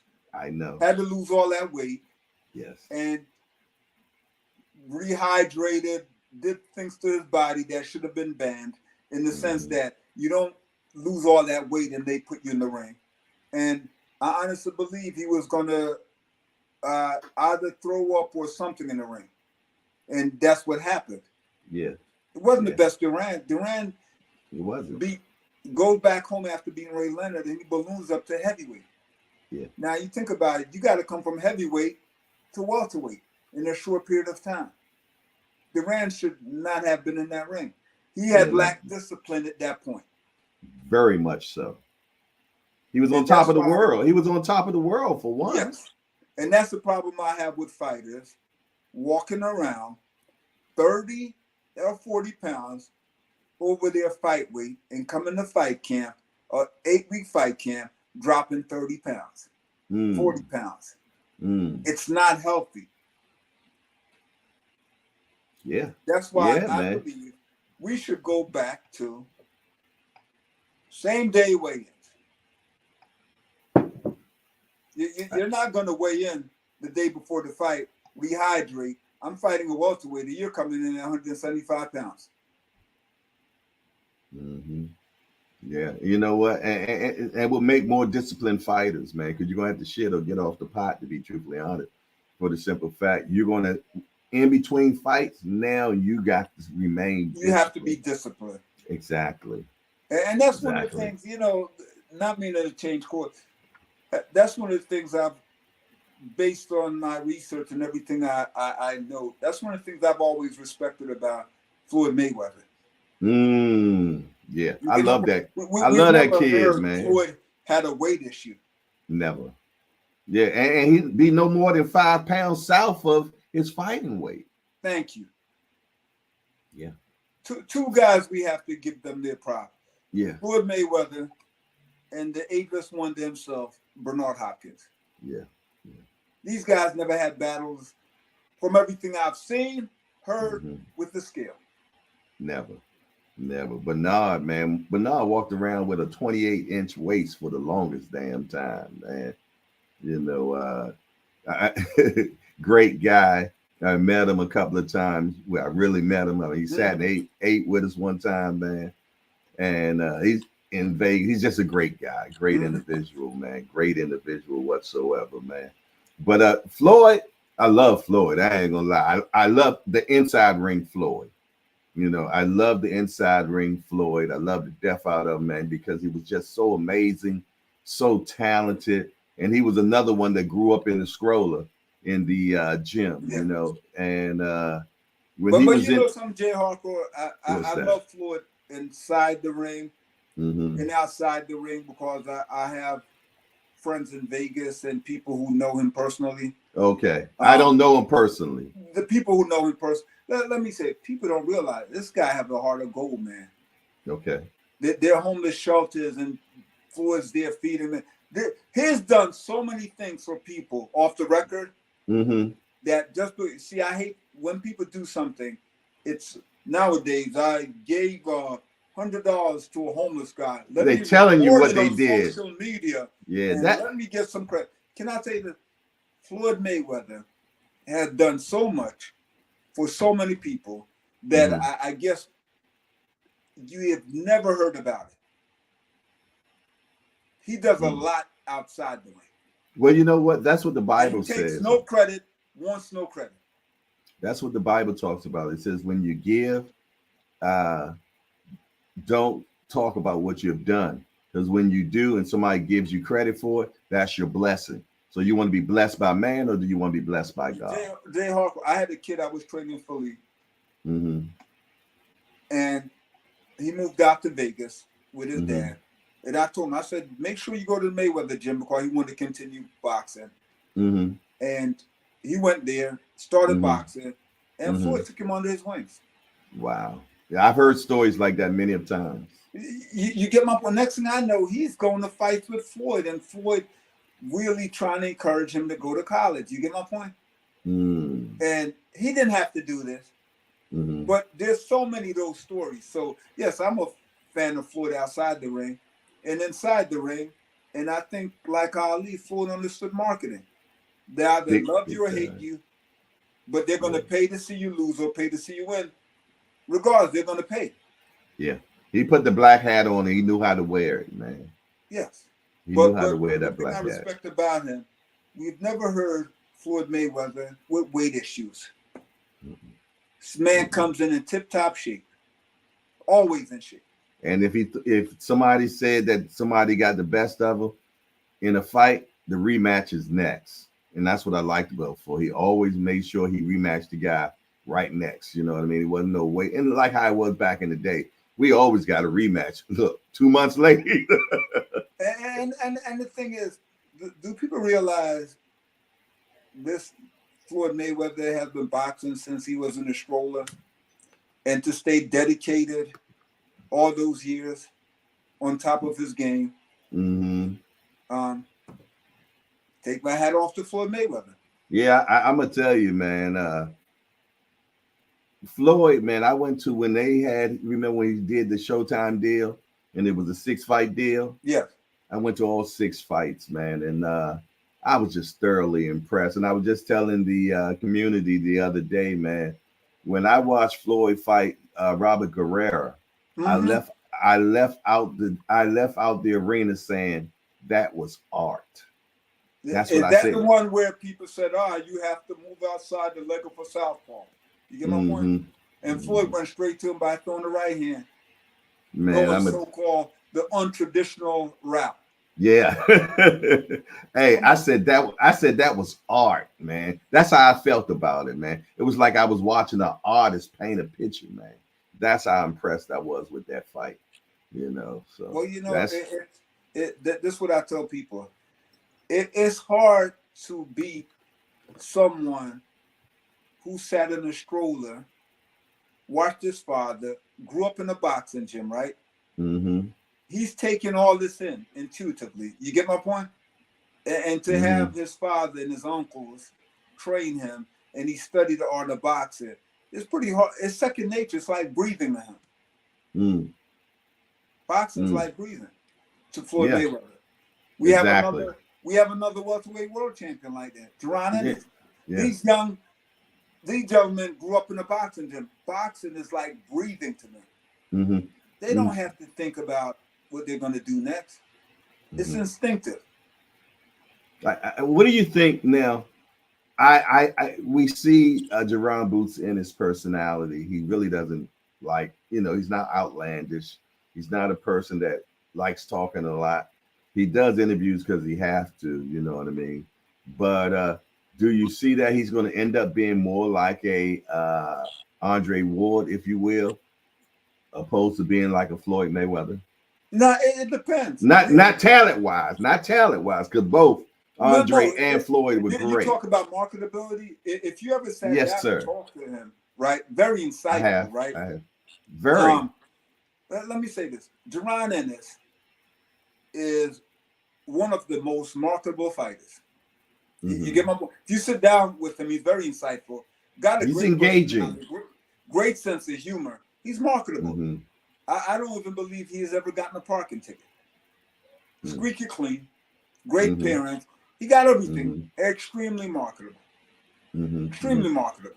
Yeah, but in this world of marketability, you got to be like a Broner. You got to be like a Floyd. You don't. You really don't. Can I say you don't? Name a fighter that's not like that right now. Help me out. See, if you can, I say this. Definitely. Let me give the example, right? People sit back, right, and say you have to be this way because what we're selling, right, in this market. If we sell, I'm not knocking Broner, right? If you're around, how I put it, in social media, the worst of humanity sells. The most outlandish you are sells, right? And so people get caught up in that. All people are willing to. You'll never be able to sell health food. It's like potato chips. We're going to sell potato chips and pizza, right? You have to eat that. There's no way you will ever sell healthy snacks. You get my point? Then we open a Trader Joe's. Then we open a vegan mart. We have vegan burgers and all this other stuff. So I'm saying, I understand what you're saying. Outlandish stuff gets more attention. But there's still a wholesome marketing where someone with personality and someone who has really great value, it's what we decide to put our energy behind. Give you an example. In the 70s, music was about love. You get my point? It was Motown. It was about brotherhood, right? And those artists sold. You get my point? Bob Marley became famous. Marvin Gaye, you name it, right? We bought it. We loved it. The industry started with gangster rap, calling women hoes and bitches, using the N-word, and glorifying killing our own people, right? And that's what sells because that's what we wanted to put on the market. You know what? Someone did give a person though that is marketable. You dig, and we do know him, Earl Spence. So Earl Spence is the type of cat that really never talked to the media a lot, You know what I'm saying? Except during fight time.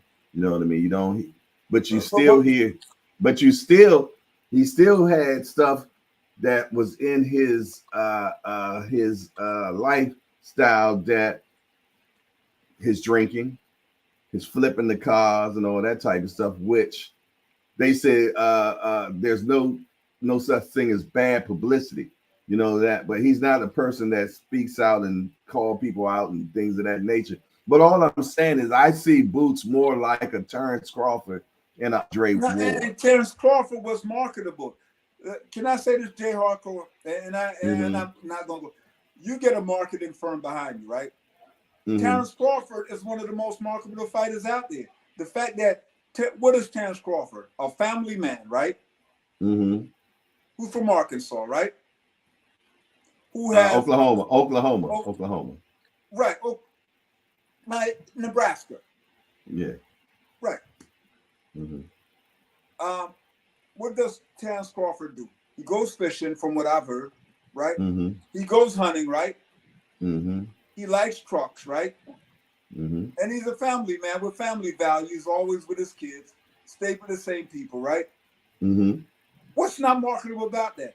That's I'm 100% behind it. I'm just telling you what mainstream wants.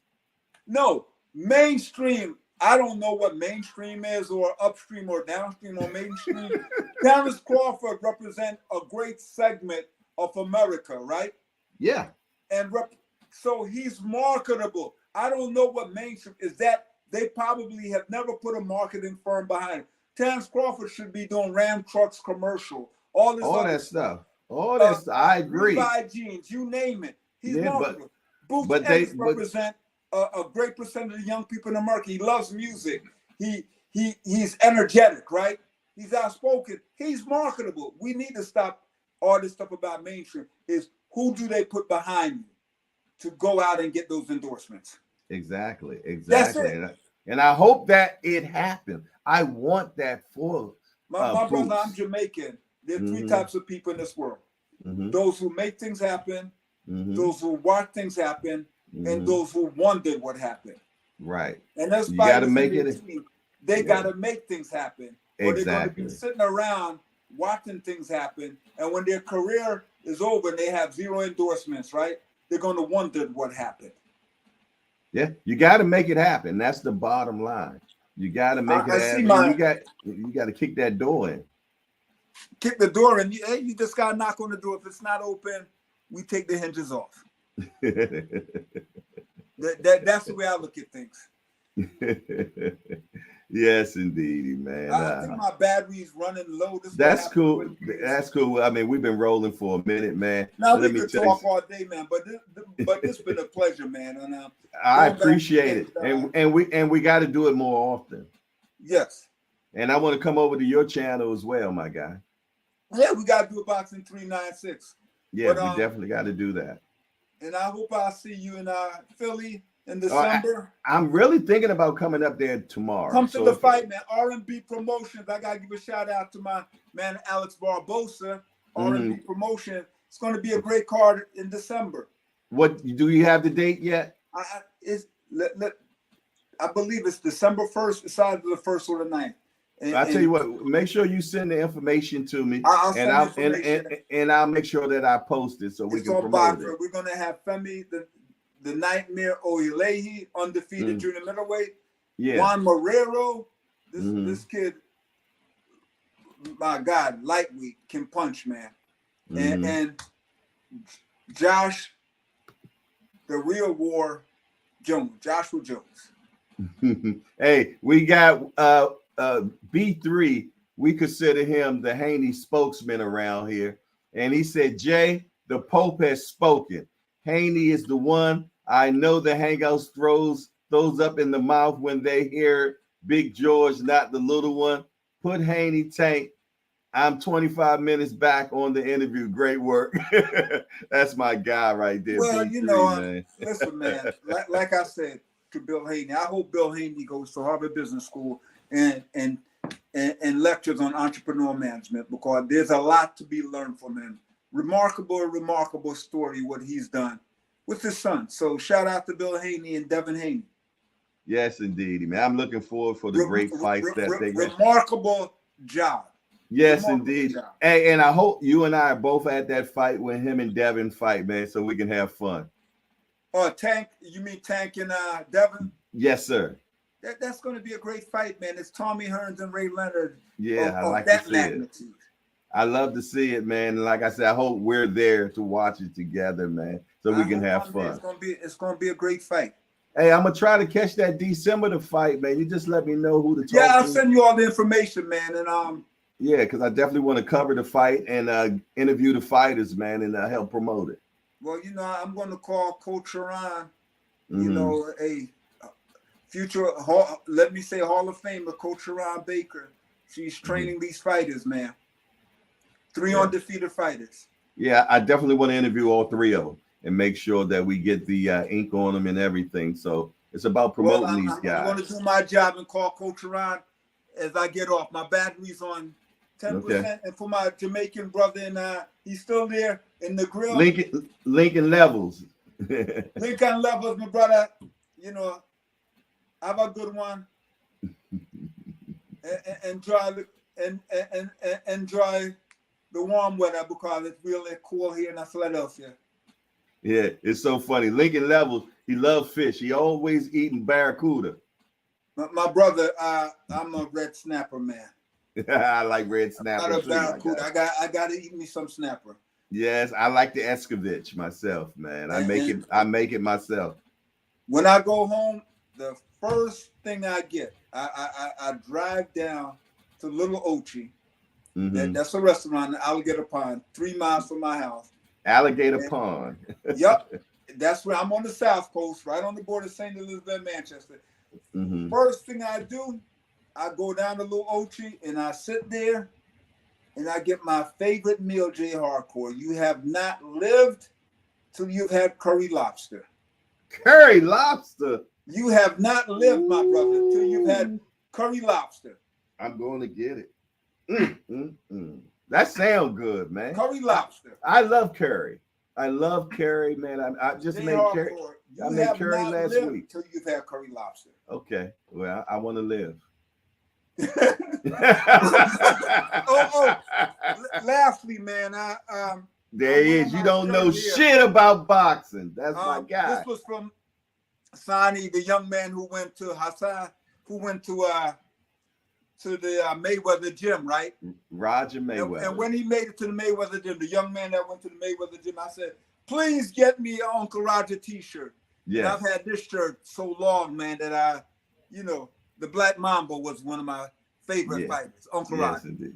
Hey, you know what? The first time I went in Mayweather gym, that was the first person I met, Roger Mayweather. Man, listen, that was one of my favorite fighters. They called him the Mexicutioner. Yeah, or the Black Mamba. Yeah. So I had to wear my shirt in honor of Uncle Roger, man. I love it. I love it, man. Yeah, I love Roger Mayweather. And shout out to my buddy Jeff Mayweather. Yes.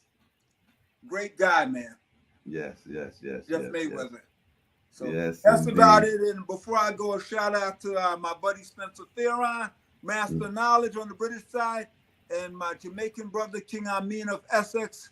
Yeah, I just talked to Amin. Yeah, back. We can't see. We just seeing your lips right now. Back up. Okay. You can see me. Yeah, I just talked to King Amin yesterday. That's my guy as well. I didn't know you know that. I got to shout out my Jamaican brother, man. Yeah. King Amin and I actually, he's talking to me because he wants me to help him with what you put him on with. Okay, I got you, man. Yeah, so I'm helping him with that. Okay, well, that's great, J Hardcore. King Amin and my man Spencer Farron, Master Knowledge. And a last shout out to the barrister of British boxing, Ben Dowdy, my man Ben. All right. Well, listen here, man. It was truly a pleasure having you man. Here. Yes, indeed. It's always a pleasure, man. You're my big homie, man. And when I need to know something, I pick up the phone and call you. So I thank you deeply, my brother, and I appreciate you showing. And my last shout out to my man from Philly. Okay. Manager Marty. Manager Marty. Yeah, he's a good guy, man. That's my man, Manager Marty. We hope we can see Manager Marty and in celebrity boxing, man. Yeah. he's definitely a character. Yeah. So take care, Jay Hardcore, man. Last question I gotta ask you before I run. Are you an Eagles fan? let me leave that alone. Yeah, right there. You see You're that, a Ravens fan, right? You see that Tony Dorsett sitting right there on my chest. This shirt old as hell, man. Oh wait, I'm messing with you. I know you. I know what you're doing. You're close to Baltimore, right? Yeah, I'm 30 minutes from it. And you're not a Ravens fan? I'm born in Washington, D.C. Let's get it. Let's go even deeper than that. A Commander. And you end up being a Cowboys fan? Yeah, I had to fight every day, my brother. Oh Lord. Look, since I was 8 years old. Jay Hardcore. Yeah. Since you're my boxing buddy, I don't mean to hog the time here. Get a Jalen Hurts jersey. Come on over to a Super Bowl winning team. The last time the Cowboys won a Super Bowl, I believe that Jack Johnson was heavyweight champ and was middleweight champ. My brother, come on over. Hey, let me tell you something. I don't never jump teams, my brother. No matter what, you want to be with a winner. I want to stick with who I stuck with from the beginning, man. How would I look, man? How would I look being a fair weather fan, man? Let's say that Tank lost next week, and now I'm a Devin fan. How would I look, man? Can I say something, Jay Hardcore? No. The last thing I gotta say, right? There were fans on the Titanic who loved that ship and went down with the ship sinking, singing on the deck. Exactly. Yes. Right. So I understand. I'm going down. Your I'm going down with the Tank, bro. Hanson would have been in a lifeboat. Rolling for ship. I've extended an Eagles lifeboat to you, but you want to go down with the Titanic. Yeah, I'm going down with the Titanic, my guy. Hardcore. Yes, and me and the rats, we going down, Jack. They said, well, no, they said the mice are the first to leave, ain't they? So no, I won't be with them either. I won't be with them. Okay, man, but I hate to get to football, but I had to tease you about that jersey. But hey, I get it all the time, man, and I wear it because I stirred a pot with it when I wear this shirt, man. Hey, but I salute you all. Y'all beat us last week, or we beat ourselves, if you will, however you want to look at it. You know what I'm saying? But hey, I salute the Eagles. I ain't got nothing against them. Long as they're not playing the Cowboys, I love them. The Ravens, long as they not playing the Cowboys, and the Ravens pay us every 2 years. So I'm with them. But other than that, man, I'm gonna be what I am. I'm a Cowboy guy. I've been one since I was 8 years old. You know what I'm saying? I ain't gonna stop. I'm sorry. It is. I just want you to experience a Super Bowl victory during your lifetime. So I did. So you were back in that. So you were back in the 1800s with Jack in the 1900s then? No, I think it was the Buffalo Bills against the Cowboys, man. And Too long ago. No, we won that Super Bowl. It was before after Jack Johnson. I remember I threw a Super Bowl party. I made Texas chili and buffalo wing, and every time I ate a buffalo wing, we scored. So you're telling me you knew how to make buffalo wings in kindergarten? You got too many jokes with you. Get off my channel, man. I'll talk to you, man. Take care, man. Love you, guys. Take it easy, man. Yes, indeed, man. That guy is funny, man. Yes, indeed. Listen, it was definitely a pleasure, man, having the Pope of pugilism up in here, man. That guy, man, you talking about somebody that loves boxing. He loves boxing, man, for sure, man. And very intelligent guy, went to Harvard, man. You did, became a lawyer, and he got his MBA, all that in business. And he's a I forgot what type of accountant now, but his love is definitely boxing, man. He eats, sleeps, and breathes boxing, and he knows everybody in the world of boxing, man. Everybody. He's definitely my big homie, man.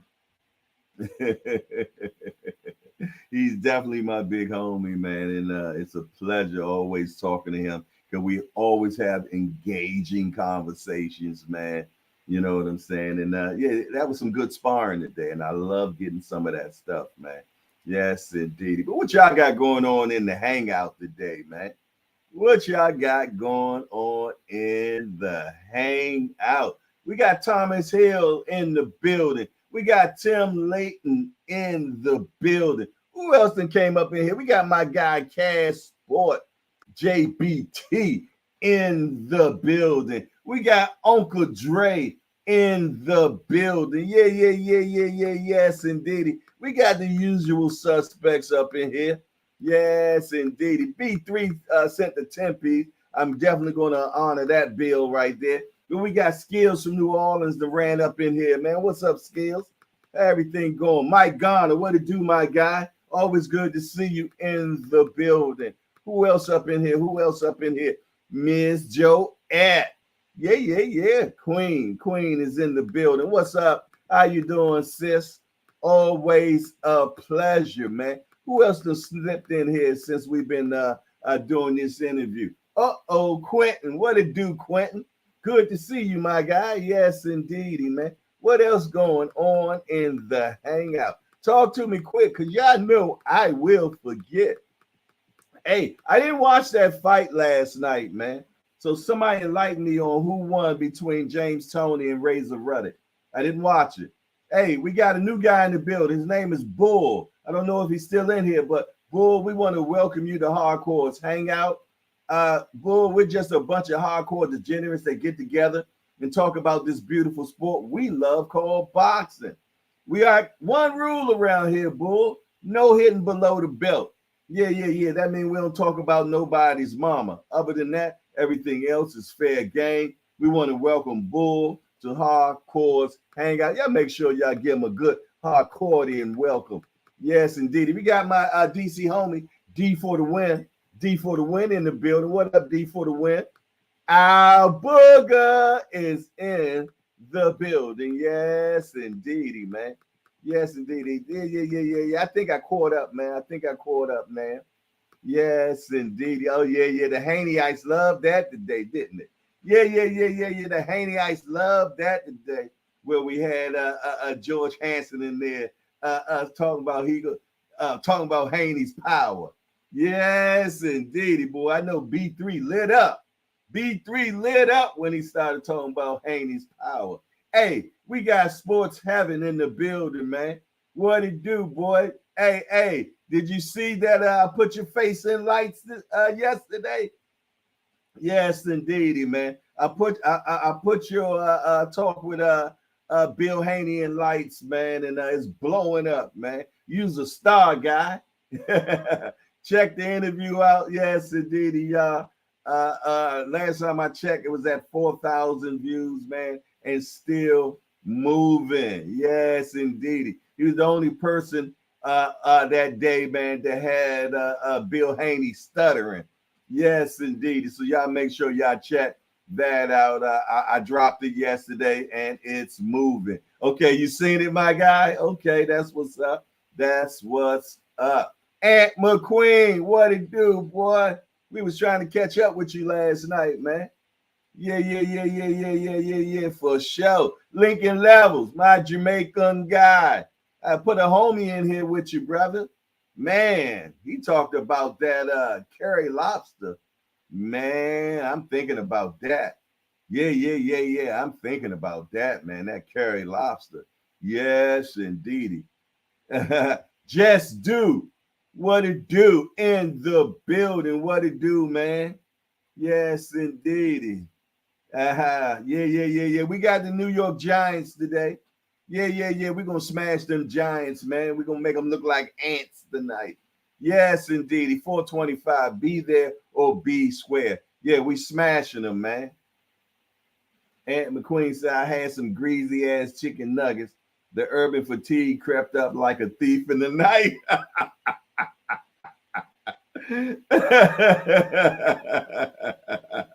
I know that's right. That's crazy, man. Yeah. That's right, Cowboy Nation, man. It is what it is. Y'all see, I got that old one on, man. Yeah, look, the NFL done rubbed off and everything. Hey. Tony Dorsett was my guy, though, man. Yeah. Tony was my guy, man. Yes, indeed. This is the official jersey though that they wore back then though. Nah, not at all, man. Yeah. Gregory Pratt, what it do, man? What it do? It's good to be in here with my community. Yeah. The hardcore community is growing, man. It's definitely growing. Hey, we was at 5,000 subscribe, 5,004 subscribers today. When we hit 5,000, man. Before we left the building, we was at 5,000 subscribers. Right now, we're at 5,090. You heard me? 5,090. We almost at 5,100. Yeah. We almost at 5,100. So yeah, we moving. We back at warp speed, man.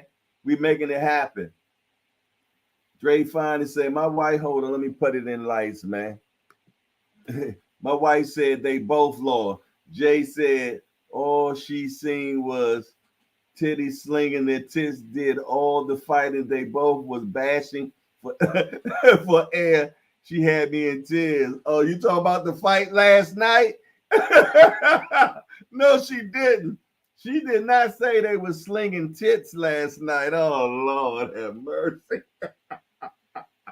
Oh, yeah. Oh, my goodness, man. I'm glad I didn't watch that then.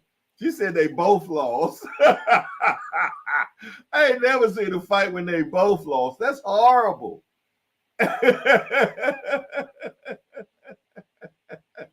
Yeah. The New York Ants, man. That's who we fighting tonight, man.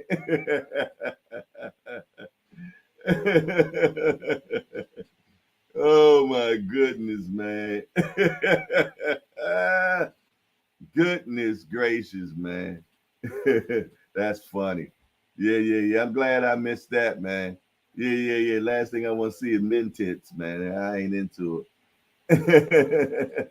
Lincoln Level say, I know the scene parish very well. A lot of crocodiles back that side. Yeah, man. I go down there and get me a jacket then, man. Yeah. They put me in that crocodile pond, man. I come back with a nice jacket with the tail on the back. You heard me? With the tail on the back, Lincoln.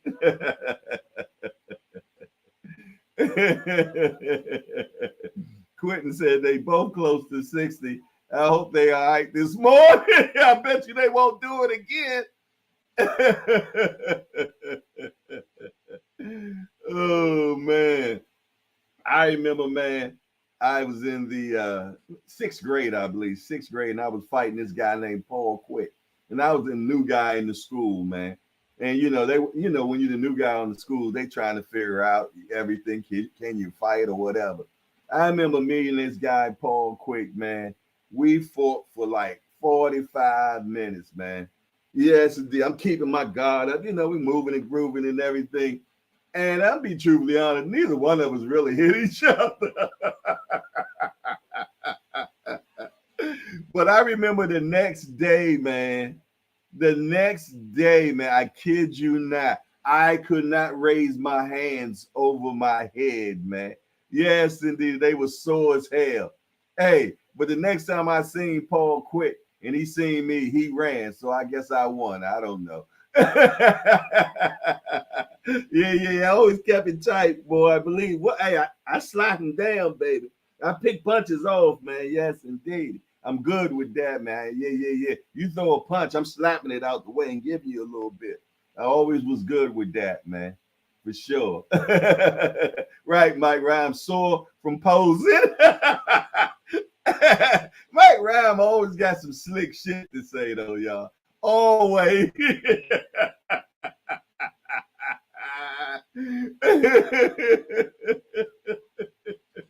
Oh, that's funny, man.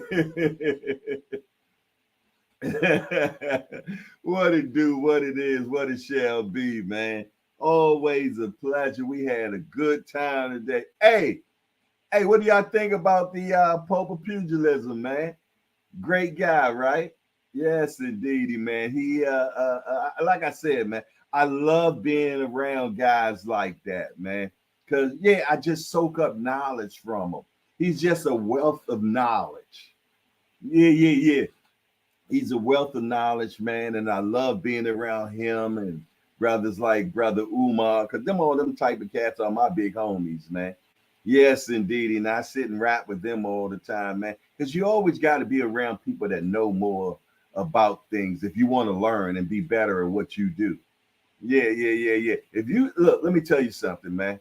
If you're the smartest person in your clique, you're in trouble.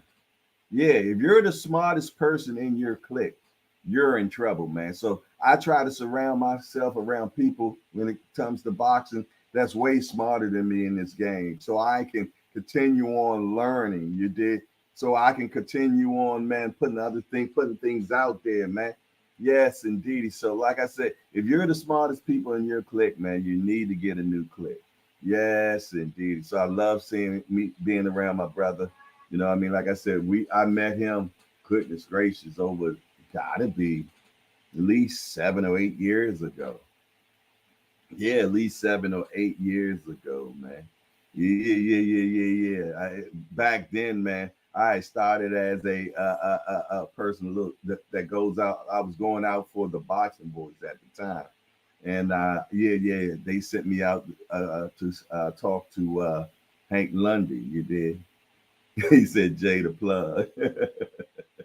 I just try to surround myself around good boxing heads, man. People that really know what they're doing and been around and that love this boxing, man. Degenerates, man, as if you will, man. Yes, indeed. This man went to be a Harvard lawyer, man. I mean, he studied to be a lawyer and everything. Yeah, yeah, yeah. He passed the bar in New York, man. But I think he uh, uh, really didn't really do the lawyer stuff because he really wanted to do the boxing stuff, man. Yeah, yeah, yeah. And I think he felt and I'm just speaking for him, but I think that the lawyer stuff would have took too much of what he was trying to do, man. And he loves boxing, man. He's in a gym every night. I think it's called Marion Gym down in Philadelphia. I remember that gym because I got a ticket there when I was there, man. But yeah, man, this guy loves it, man. Without a doubt, without a doubt. I like what I heard about. I didn't catch it all, but one thing. Hold on, let me just put that up. So hold on.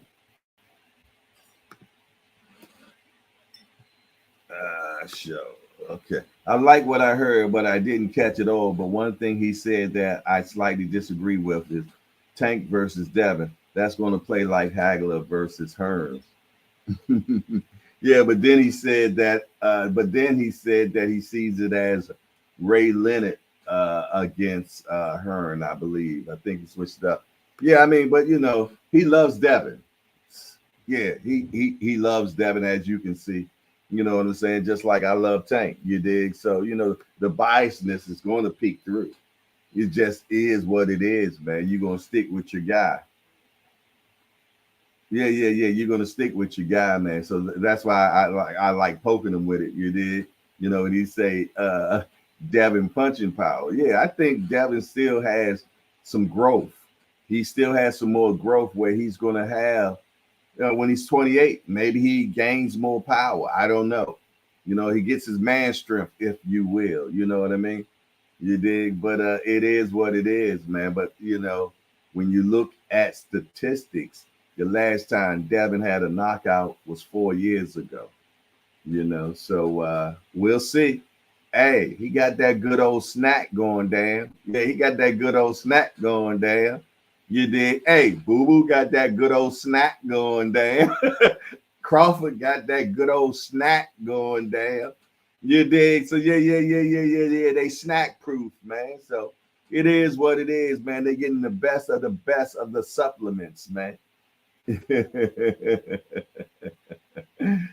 Cass Sports say when I mentioned Loma versus Devin, he got very defensive though. He's a Devin guy, man.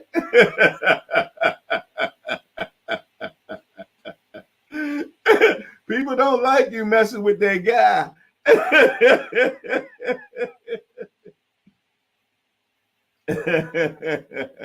It is what it is, man.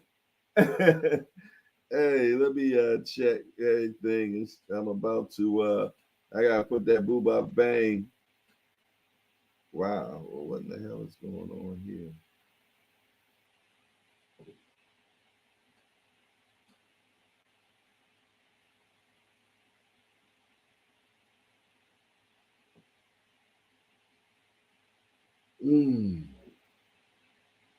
Trying to figure something out, which doesn't make sense to me. Trying to figure something out. Oh, whoa. I'm gonna hit something ain't right. Yes, indeed.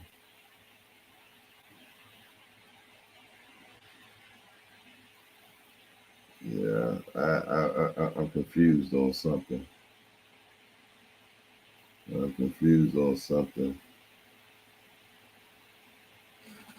I'll figure it out. Yeah, what it do, what it is, what it shall be. Somebody explain to me what it's going to be. What y'all saying in the chat right now? If he passed the New York bar exam, he knows exactly what he saw in the ring with that Loma fight.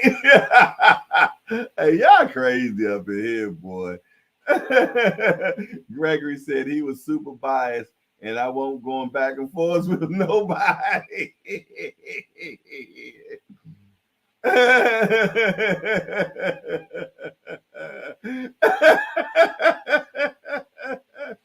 Oh, that's funny. Thomas Hill B3, nothing personal. Speaking of B3, man, let me knock this thing down real quick, man.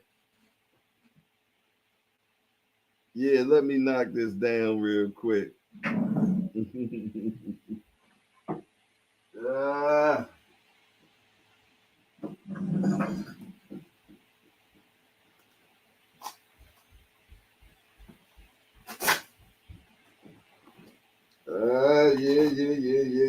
Old B3, he sent that 10 Feezy in here, man.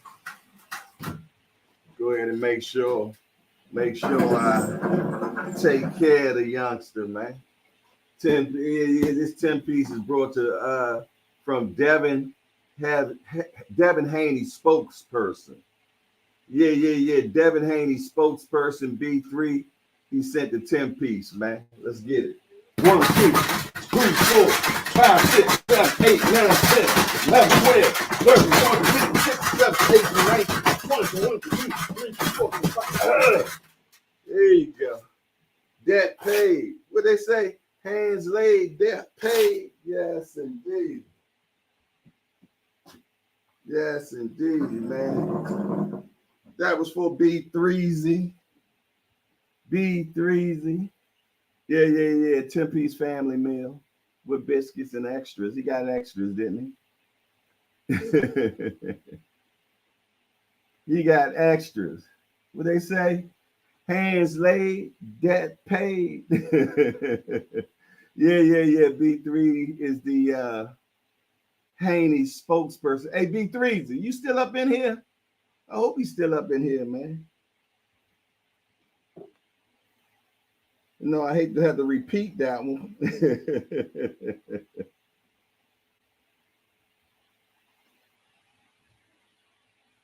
Yeah, I'm trying to find out what the hell. I'm seeing something, but I don't know where it came from. It's confusing to me. Oh, no, it's not confusing. Now it makes sense. It makes sense, man. It makes sense. Okay. Yeah, hands. Yeah. Quentin says Fernando Vargas Jr. looking strong, folks. I like what I saw last night. KO by body shot to the rib tip. Okay. Yeah, he has been moving silently, man, making things happen. Yeah, without a doubt. Mike Rhymes say I'm deducting a point for stiffness.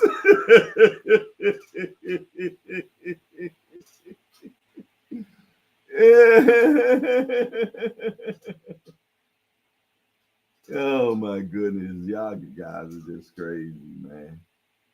Yeah. What y'all doing? What y'all doing this Sunday, man? Anybody teams playing today? Yeah. We play the New York Ants tonight, man. So I'm looking forward to that fight. Who else team play today? Who else team play today, man? Yes, indeed. Yes, indeed. What else is going on today? I need to know. Another a new week, man. A new week. Definitely a new week, man. Oh man, what's happening in the world of boxing? Let's find out what's going on in the world of boxing. Yeah, after that, we're gonna have to get we've been rolling for 2 hours and 15 minutes now. Tom Loeffler believes Glover I don't know why. Triple G has earned the right to do whatever he wants. Waleem, I think with Usyk, that's Fury is still the favorite, but Usyk will give him a really good fight. Jose Benavidez Jr. weight had a lot to do with losses to Terrence Crawford and Danny Garcia. I'm just talking about that. Wilder to Ngannou. You prove to the world your greatness. Looking forward to doing business with you. Okay. Who like to see a Wilder Ngannou? Give me a thumbs up for that. Give me a thumbs up if you like to see Wilder versus Ngannou. Let's look into that and see if they're. I heard that they were negotiating. I heard that they were negotiating. It says now Wilder is eyeing a possible fight with former UFC champion Francis Ngannou, who has been enjoying his moment in the sun in boxing after his valid but ultimately unsuccessful attempt to the unhorsed WBC heavyweight champion Tyson Fury last month in Riyadh, Saudi Arabia. Fury barely scraped by Ngannou with a split decision and even had to overcome a shocking knockdown in the third round by a fighter who was making his boxing debut. Ngannou has characterized the result as a robbery and recently alleged that the fight was fixed. Wilder says, Ngannou, brother, I love you. Wilder told ES News, great fight, man. You won that fight big time. You proved to the world your greatness. Great job. I'm looking forward to doing business with you, bro. But other than that, relax, man. Enjoy life. Enjoy family. Most of all, I'll talk to you soon. Yeah, who like to see that fight, man? Wilder against Ngannou, man. I like that, man. Cash Sports gives a thumb up. He said that UFC needs to be put in his place after Fury embarrassed boxing. Bushman Funnies, where you been at, my guy? I can see the movie now. Tim Layton said, I want to see someone become undisputed. It's the heavyweight division. Yeah, man. That undisputed thing, man, has definitely been elusive for sure. Mike Rhymes said, I got Wilder. Quentin said, I'm pretty sure he can take Wilder's bombs. Bushman Funny said, definitely nobody has been able to take Wilder's bombs. Everybody has failed. Not one guy that has not failed to Wilder's bombs. Bushman, remember Wilder knocked Fury down a couple of times in one fight, didn't he? Bushman Funny said definitely was fixed and got robbed. Thomas Hill said really didn't want to see the Ruiz fight, but understand taking a light touch before the big time. But I want Wilder to fight Ruiz, man. I want Wilder to get some rounds in. Yeah, I want him to get some rounds in, man. Wilder has fought like one round in 3 or 4 years, man. So yeah, I definitely want to see Wilder get in there and get some rounds in, man, and get that rust off of him. You did? Yeah. get them fluid fluids moving in the body, man, for sure. Greggy Press said he's not going down a couple of times and 2 fights. He's not going down a couple of times and 2 fights. Thomas Hill said, "Yeah, that's why I understand, Jay. Yeah, I definitely want to see him get some rounds in, man.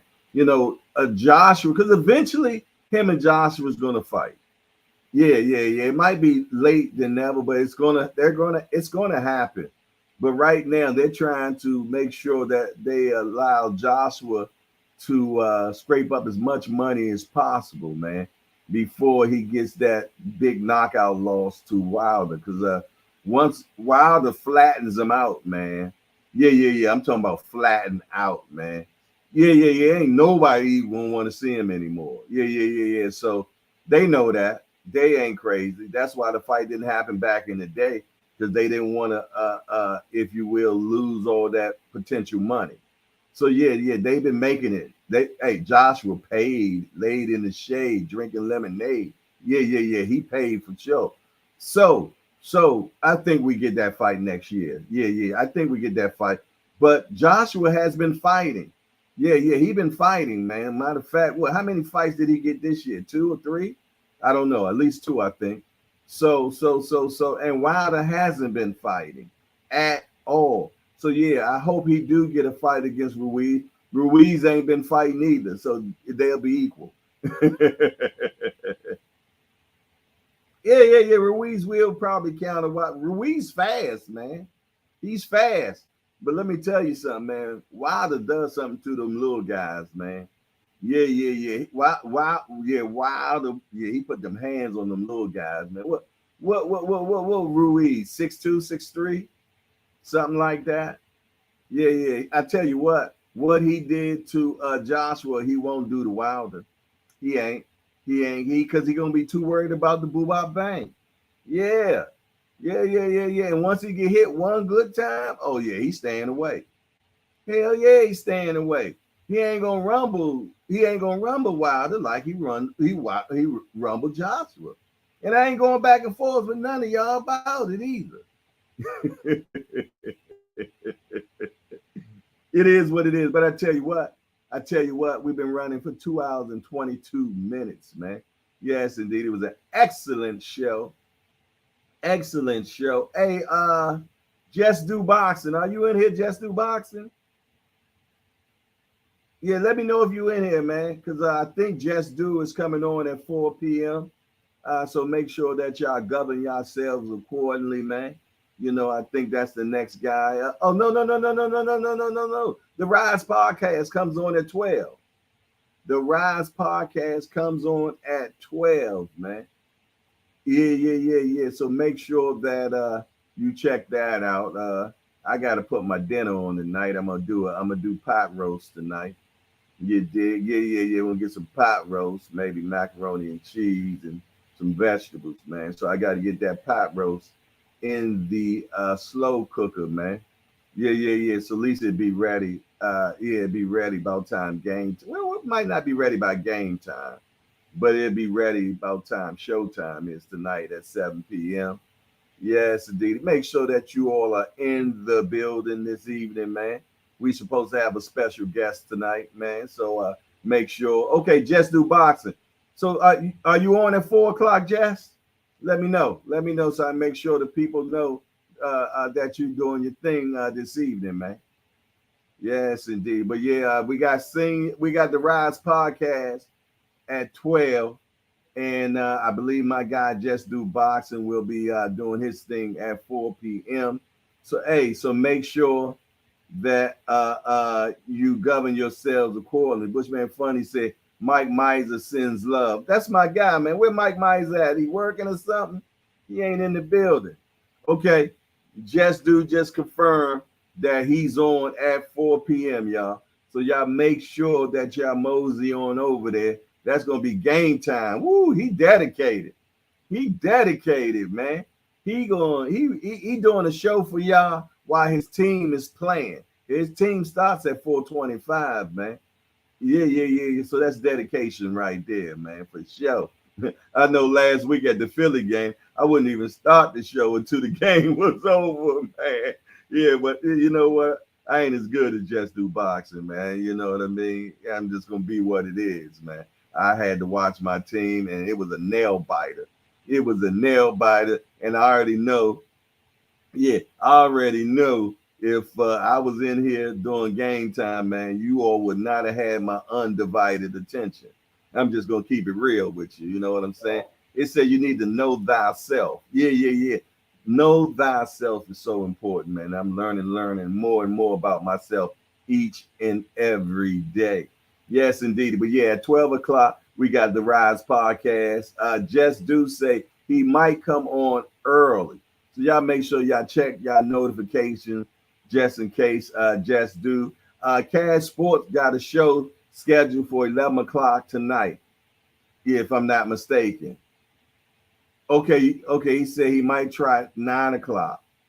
Okay, okay, okay.